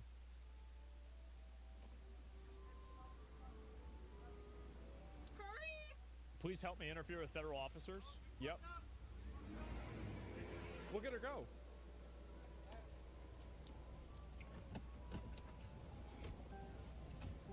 Dumb bitches. You're not going anywhere. They actually think that they don't even have to follow the law. And the reason why is because they don't. They actually don't even try to arrest this person. Who's telling these people to act like this? Reddit. Reddit is telling them to act like this. TikTok tells them to act like this. Twitter tells them to act like this. You know, these different little groups they're in tell them to act like this. This is so insanely bad, I don't even know what to say about it. They don't get arrested because local law enforcement won't process them. They have to book them in local jails and they won't accept them in sanctuary cities. Then they should just defund the sanctuary cities. Just totally defund them entirely. Do you think they should impose harsher punishments for people who do this stuff? I think they should. I think they should put people who do this in jail for like 5 or 10 years. Do that for like 3 or 4 of them and all the rest of them will stop. Because that's the big problem. That's the reason why they do this is because they get away with it. The moment that they stop getting away with it is the moment that it stops happening. It's not entirely true. It absolutely is true. It's 100% true. Look at Hassan, for example. Hassan's going and standing on the highway in LA in this protest, right? Where they're throwing rocks at police officers. But in China, he's giving a police officer his phone and saying, yes, sir, and no, sir, while the police officer checks his phone for any illegal memes. It's absolutely the enforcement. 100% it is. Like, you don't... People, this is the thing, is people don't understand incentives. That's how it works.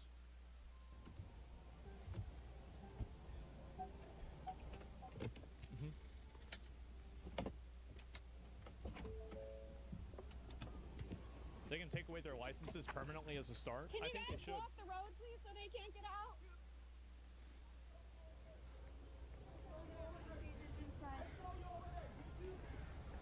Yep.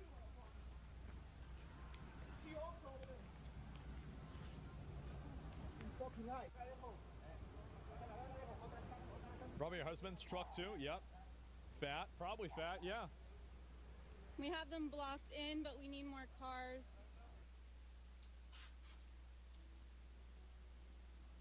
Any state that doesn't prosecute these people should be totally taken off of federal funding.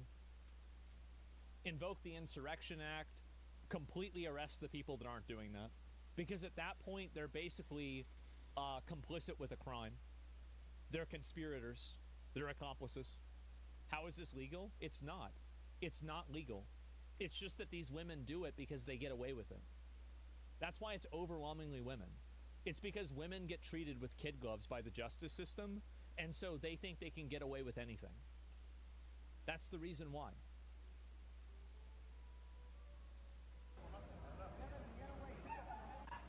Impound every last car. Yeah. 2, 3, 2 of them in the car.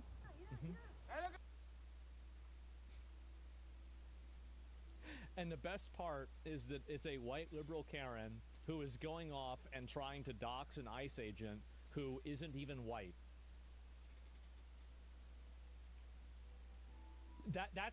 I love this. This is the final fucking thing, is that they're doing this to people that aren't even white. It's crazy. He's got a body cam? He does. It's called false imprisonment for holding someone against their will? Yeah. See how I find it. And where's the rest of these two? But it's just getting insane, man. It really is. Let me see back if I can find a few more of these two, because it's just fucking crazy. And I will look at some of the new, because I obviously, like, this is all stuff that I've like covered today, so I don't need to get into it as much more. But yeah, of course, 100% justified. Everybody's seeing this. It's so fucking obvious. And then you have Harry. The new angle of the murder of Renee Good is horrific. She told him just moments before her death, "That's fine, dude. I'm not mad at you." And just seconds later, while trying to drive away, the ICE agent shot her and called her a fucking bitch. Can you believe that the ICE agent called her a fucking bitch after she tried to run him over? That's crazy. So she tried to run the guy over. She hit him with her car, and he called her a fucking bitch. Oh my God. These people are so, yeah, Lamau, you're a cook. Yes, this is just, it's so obviously dishonest. It's so obviously delusional, and you need to shut this down. This is total fucking propaganda. They are completely lying. They're lying directly to your face. They agree with each other's lies, and they just spread it, and they don't care at all. And then this guy says, this is January 7th. This random guy. My gut says his body cam will show her looking directly at him when she accelerated. He says, always trust your gut.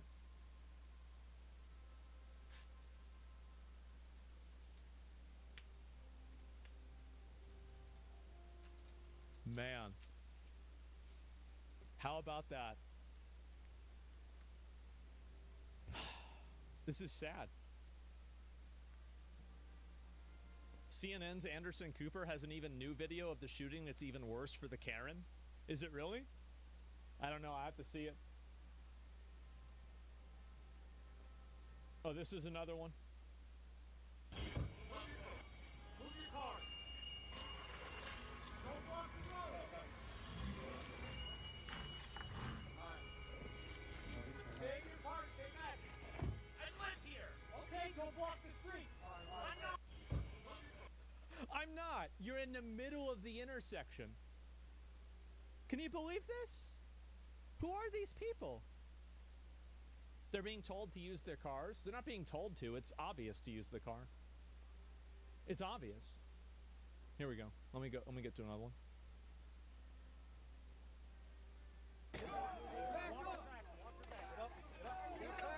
Step back. You hit a vehicle.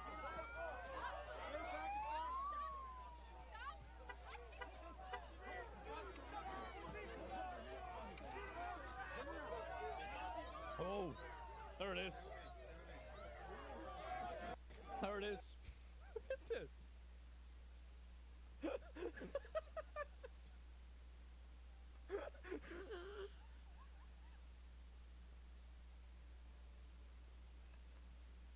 Such a fat retards.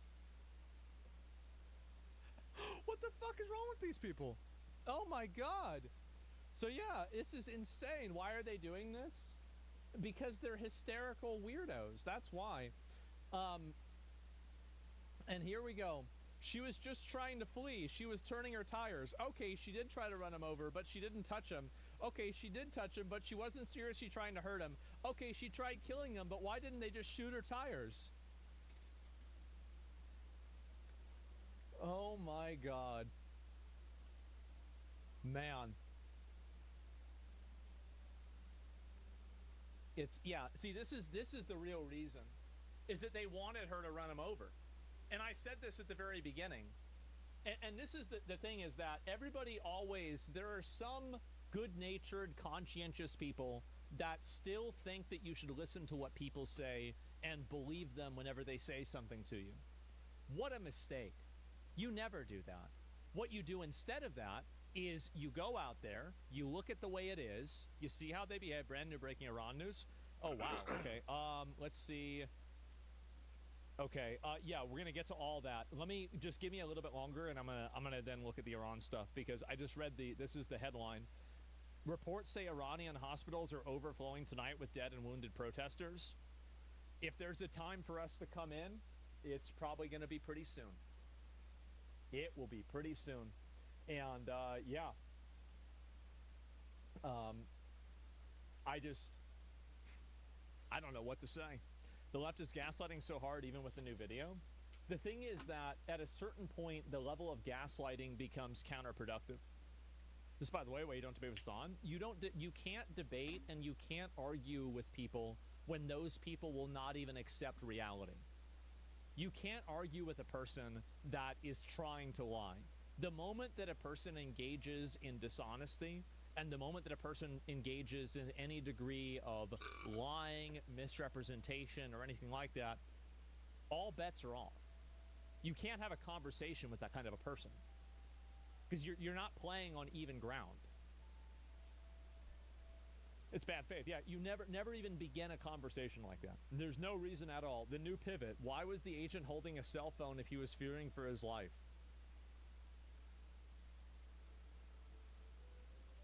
Oh, God. It's so sad. Willful ignorance. It's deliberate willful ignorance. That's what it is. Turns out you never have to admit you were wrong when you can just retreat from your claim and reset the goalposts an infinite number of times. The moving of the goalpost is absolutely astounding. Yep, absolutely. Rarely do I see such a Rarely do I see a video do so much work to single-handedly destroy an internet narrative. Number one, it's clear that on the audio, the ICE agents did not give Renee Good conflicting commands, as many of the ICE did a murder people claim. The agents clearly and unanimously told her to get out of her car. The lady in flannel, not an ICE agent, yelled, "Drive, baby, drive." Moreover, my understanding is that this woman was her wife, so it's preposterous to argue that Good thought that it was a cop telling her to drive away. Of course she fled from the masked men. How could she have known they were real cops? Hot take was always unserious. But after this video, anyone still running with it should be barred from ever serving on juries or voting. I'm only half kidding. Well, I'm completely not kidding. And if you insist that it's even remotely plausible that she didn't know that she was interacting with federal law enforcement officers, you are incapable of sound judgment. Man. They need to charge the wife. They do. They gotta charge the wife. By that logic, why are protesters holding their phones? Brother, you're trying to think about this? Wait, how? She literally says, "I'm not mad at you." This is so pathetic. Progressive political commentator. "I'm not mad at you," proceeds to hit him with her car. I don't know, bro. Everybody is told. She clearly said, "Punch buggy, no takebacks." Doesn't matter what she said, it's what she did. It's just the level of dishonesty that these people operate under is just staggering. And I think that for a lot of people, it's almost disarming, because they think to themselves, there's no way that a person can just blatantly repeat such a just ridiculous claim, such an obvious lie. But there it is. And this goes to, actually, you know what? This gives me, I can rant about this for like 3 minutes. So this gives me more of what I was saying, that people have replaced religion with politics. A lot of these people, because they have no faith in their life, they've put faith in their viewpoints. They've put faith in their ideology. So instead of your ideology being Christianity, it's leftism, right? It's something like that. So they treat this like it's a religion. And that's what it is. So the unyielding, blinding, totally Like, it doesn't matter what the reason is, what the justification is, anything. I'm just going to always believe what I'm told because this is the ideology that I subscribe to. I'm a part of this, and I will never step down from it or back down from it or say it's wrong or anything else. That's, I think, the main reason for what's going on, is that they have totally turned this into a religion. They have. And I will say this again, but you have no idea how radically right-wing the Western men have become. Not right-wing enough. Anybody who's supporting any of these left-wing policies as a man is a fucking cuck. You are a massive cuck. You're selling out your country. You're selling out your people. You're selling out your identity. You're selling out your culture. Anybody that's supporting this is a massive fucking cuck. I couldn't even imagine that. A fucking pussy? Yes, 100%. And I'm not even a big right-wing guy, but if you're supporting any left-wing stuff like that, you're out of your fucking mind. You are. Those people are absolute fucking parasites.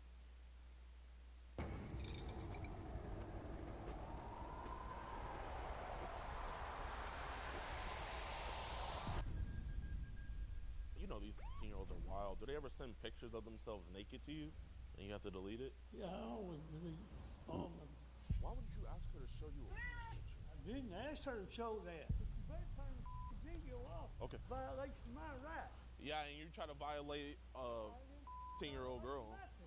Mother. Hey, Mr. Robert, you can't go that way. There's kids. You goddamn where I want to. Get off of me. I'm not on. Get the I'm scared. Your vehicle's going on the wrong side of the road. Turn the goddamn video off. You came to meet a 10-year-old girl. You can't say the N-word anymore. Goddamn sure can. No, you can't. Goddamn African mother. Turn the goddamn video off. You goddamn knife now. Oh, you have a knife?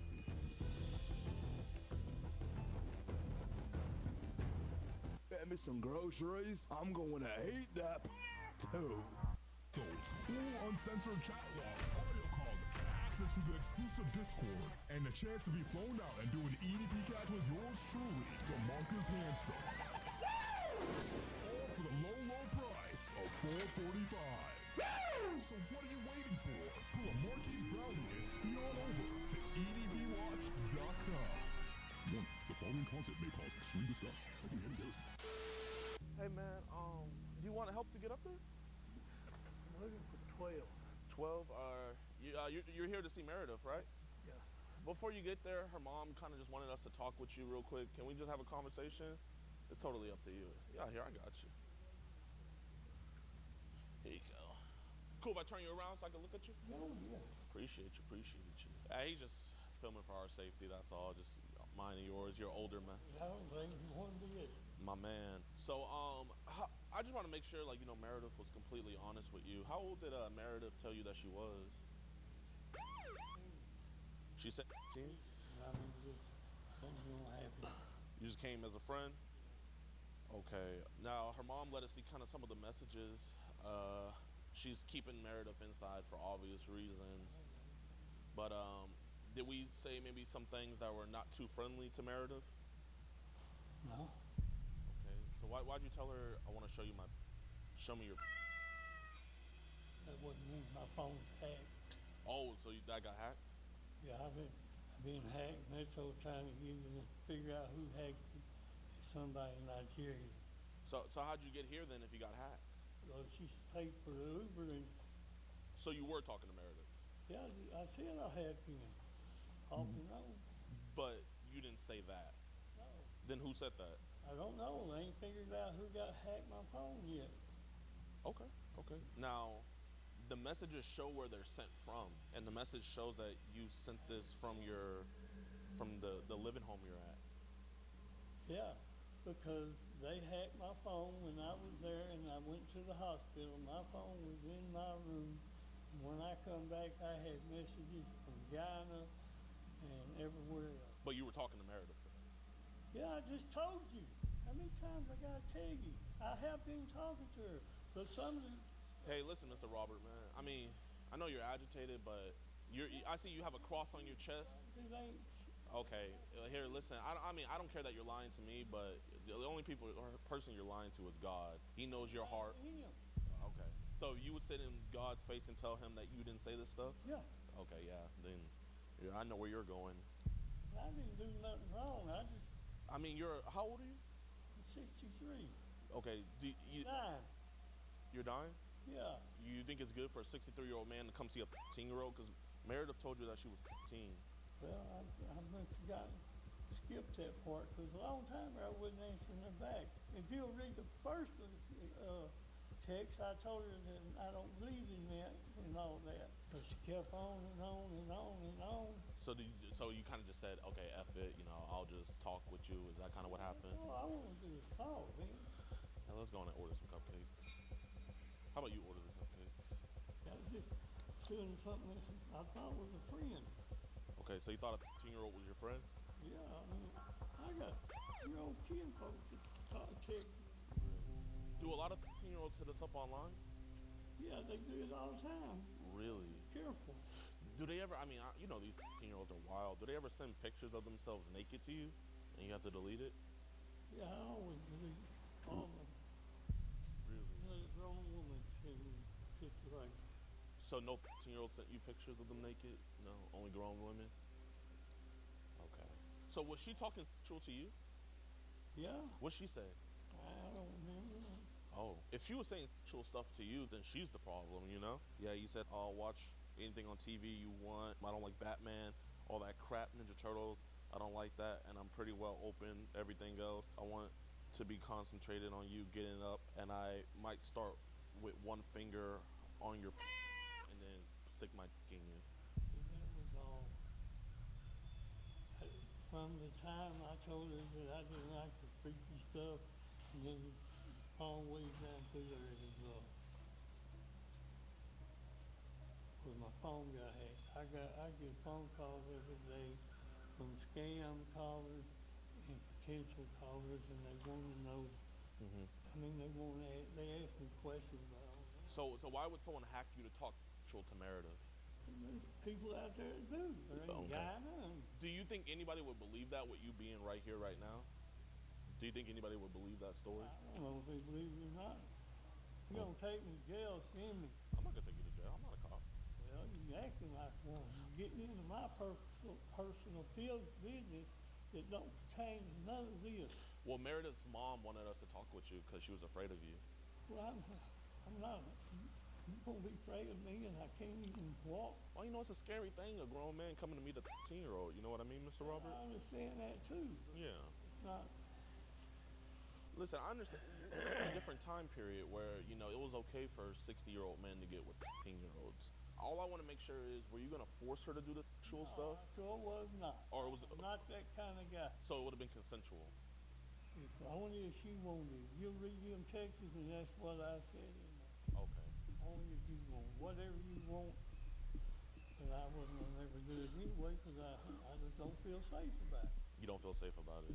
Okay, so what do you want to do with her today? I was just going to talk to her and try to get her mind off of older people.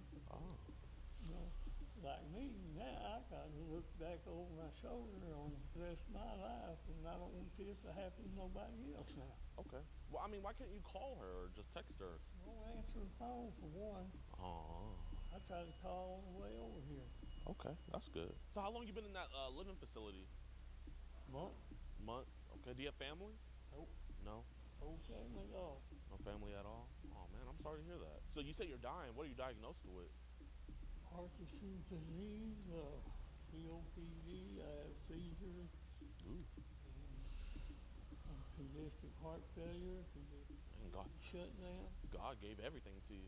I got neuropathy in my feet, that's why I can't walk. Oh, man, I'm not. Parkinson's.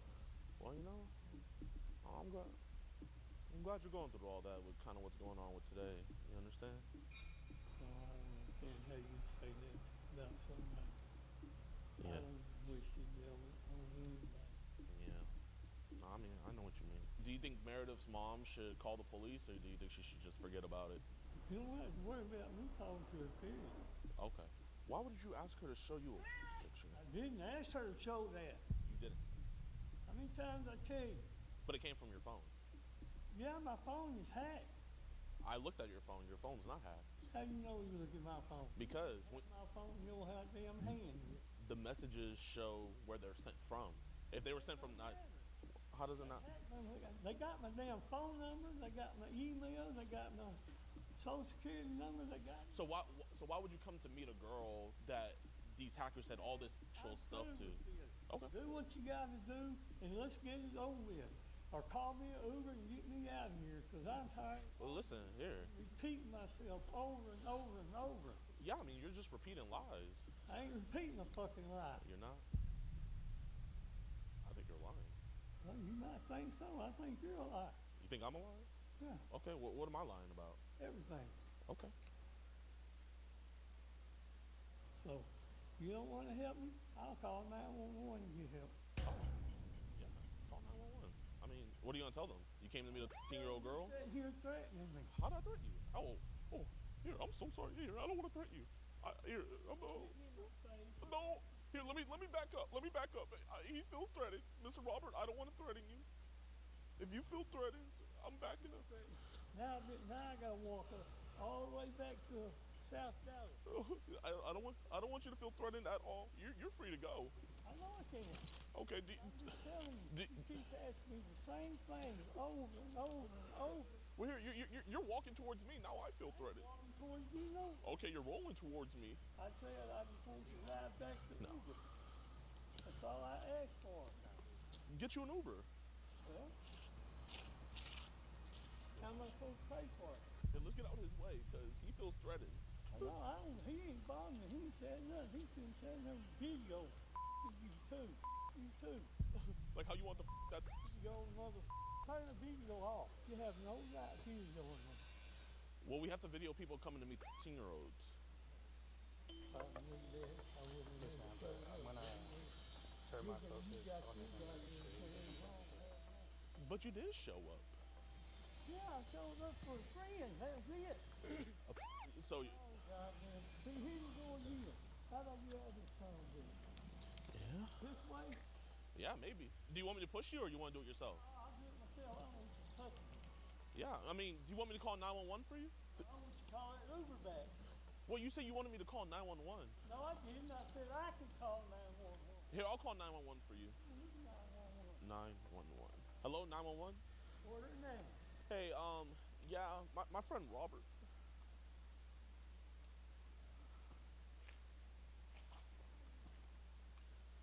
They see me rolling, they hating.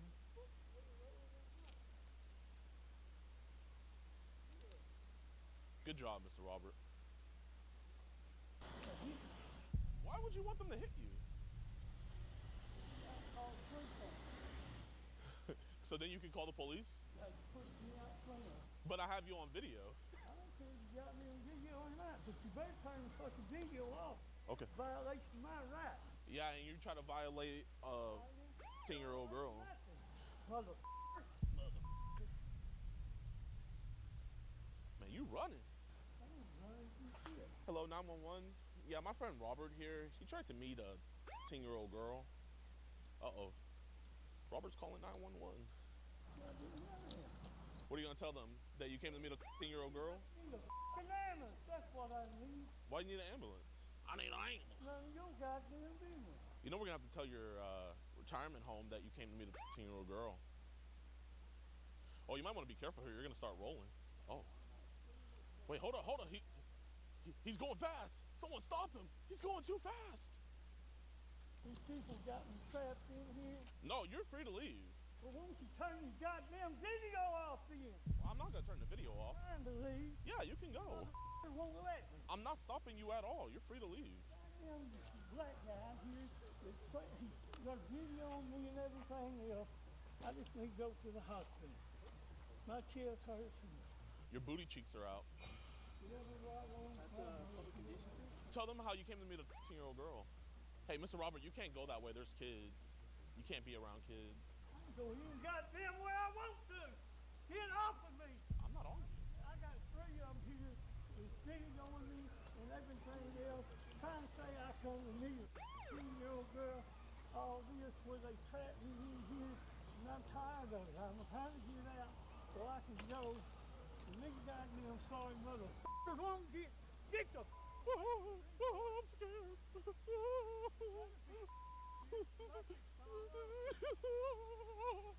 Leave me alone. Following you down that store, I will have you arrested. No, don't have me arrested. Your vehicle's going on the wrong side of the road. These people won't leave me alone, and I can't think. Hey, Mr. Robert, the police are already on the way. The police are already on the way. I don't give a f***. I'll have you tucked to jail too, motherfucker. How? Won't leave me alone. I'm just trying to see how far we are from a hard R. Yeah, that's what I'm saying. Here, don't stand in his way. Yeah, make sure you're completely out of his way. Whoa, whoa, whoa, he's chasing after him. Hey, Mr. Robert, stop that. Turn the goddamn video off! He came to meet a 15-year-old girl. Oh, he told me the hard R. Oh, okay. How's that? Yeah. I got the hard R. Oh, he said the hard R? Mr. Robert, we can't say that word. I can say any goddamn thing I want to. You can't say the N-word anymore. Goddamn sure can. No, you can't. You gonna stop me, motherfucker? I'm not gonna. You can't. You gonna stop me? You can't say. You can't say the N-word. I can say any goddamn word of them. But you haven't said it though. I did say it. No, you didn't. Goddamn African mother. No, you want the 15-year-old. Oh no, you're about to crash. They won't leave me alone. I say one thing, I say another. Turn the goddamn video off! Motherfucker, you goddamn right now. Oh, you have a knife? Yeah, I did. Oh, he's 911. He's threatening us with a knife. Goddamn right. Oh, sorry, you motherfucker. We're not gonna hurt you. Bullshit! You're f***ing hurting me now! Oh, he just hit me. He hit me, goddamn it, he hit me. Huh? Sir, we have it all on video. I don't care what you got, you hit me. See? Right there. I'm sick and tired of it, man. They won't leave me alone. Won't let me go home. You can go home. Yeah, I got one in my pocket. But I ain't got it now. No, he pulled it out on us. He pulled a knife out on us. You don't even know what I got in my goddamn pocket. He pulled a knife out on me. Ain't no knife in this pocket. Get the f*** away from me! You're invasion of my privacy. Wait, here, come here. Can't f***ing talk. Like, come right next to me. I feel like a First Amendment auditor. It's my First Amendment right to record. He's goddamn getting in my face with cameras and everything. We never hit you. He hit me in the eye. I never touched you. Don't keep the goddamn video. I'll find the goddamn rock and knock it out of here. He's throwing rocks. You don't need this goddamn help you now. Ow! Oh! Oh! Oh, he hit me! I can't do nothing. He hit me. 911, he hit me with a rock. Baylor, Scott, and White. I don't know what street I'm on and nothing. Motherfucker, if you don't quit. See, he keeps trying to sneak up on me. Motherfucker. He make me fall. You know what happens? He gets sued.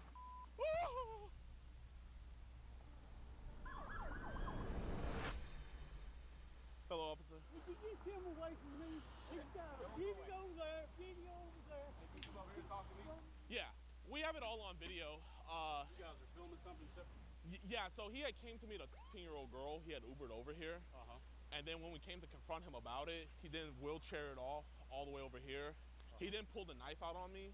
He threw dirt at me. And while he was on the 911 call, he lied and said that we were hitting him. But we have it on video. He was hitting himself in the face. I can show you that video as well. So you said he was making false reports against Exactly. you. You actually saw him. Yes, sir. Yeah. Got him and something separate. We have it all on video. Yes, sir. Here it is right here. And then this is when he pulled out a knife. Oh, you have a knife? He ran at us multiple times with the knife. He picked up a bunch of dirt and rocks and threw it at me. Did he ever take it fully out? Yes, he did. Okay, he did? Okay. Yeah. He didn't take the blade out, but he did take the knife out. Okay. It's in his right pocket. And then at one point, he was like, they're hitting me now. And then I was like, I'm not even touching you. He was like, yes, you are. And then he started just hitting himself in the head. We're going to give you guys all the video and everything, so we have nothing to hide. This is his name, Robert McKinney. He hit her up on Facebook. He said, hi, Meredith.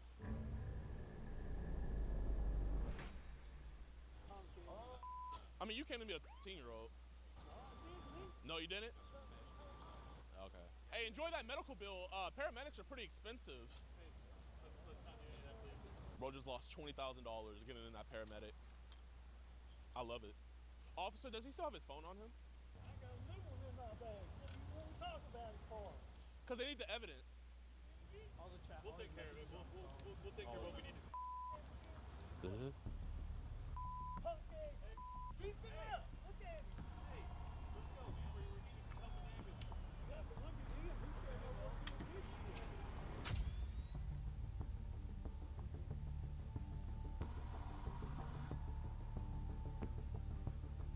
Hey man, I hope you guys enjoyed this episode. If you did, be sure to hit that like button, subscribe, and share. And this episode is a huge reason on the fact of why we need your guys' prayers, we need your guys' support, because, you know, anything could have happened. If that dude would have had a weapon on him, man, like, well, I mean, he did have a weapon on him, but if he had, like, a gun or something like that, it could have been a lot worse. But, you know, I just appreciate you guys, and I want to give all glory to my Lord and Savior, Jesus Christ. Now, I wish I could give you guys a great update about, like, this dude being behind bars, but he is not. The only call that I have got from the cops was about the police report that I filed on him assaulting me. That is all. That is the only thing that they updated me on. They said that they would call me back, you know, about this right here, but still have not gotten a call back, and we're going on a month now. So you guys know the drill, man. It's not one of those things where we're gonna put out a hate piece or nothing like that. But how these agencies work, man, is they work on urgency. When there's media coverage on a story and stuff like that, they work harder to get it done. But, you know, when old Tyrone or Jamal gets shot on the block and nobody's talking about it, you know, it gets lost in the shuffle. But, you know, one of these things cannot get lost in the shuffle. So here's the case number, here's their social media pages, and here is their office number. Please just be respectful to the front desk people or anything. Just let your urgency be known that you want this case to be taken care of, and that, you know, you want this case to be taken care of, but we can also be respectful at the same time. And yeah, y'all, I really don't got anything else to say. Thank you guys so much. Let's have a great 2026, and love you guys. Peace.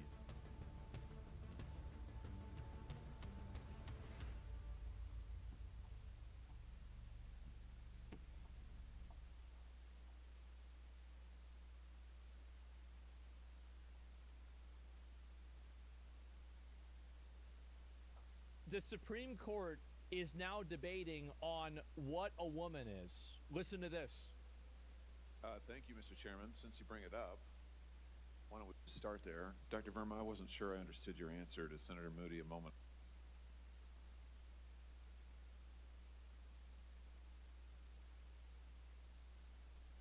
One second, I'll pull it up.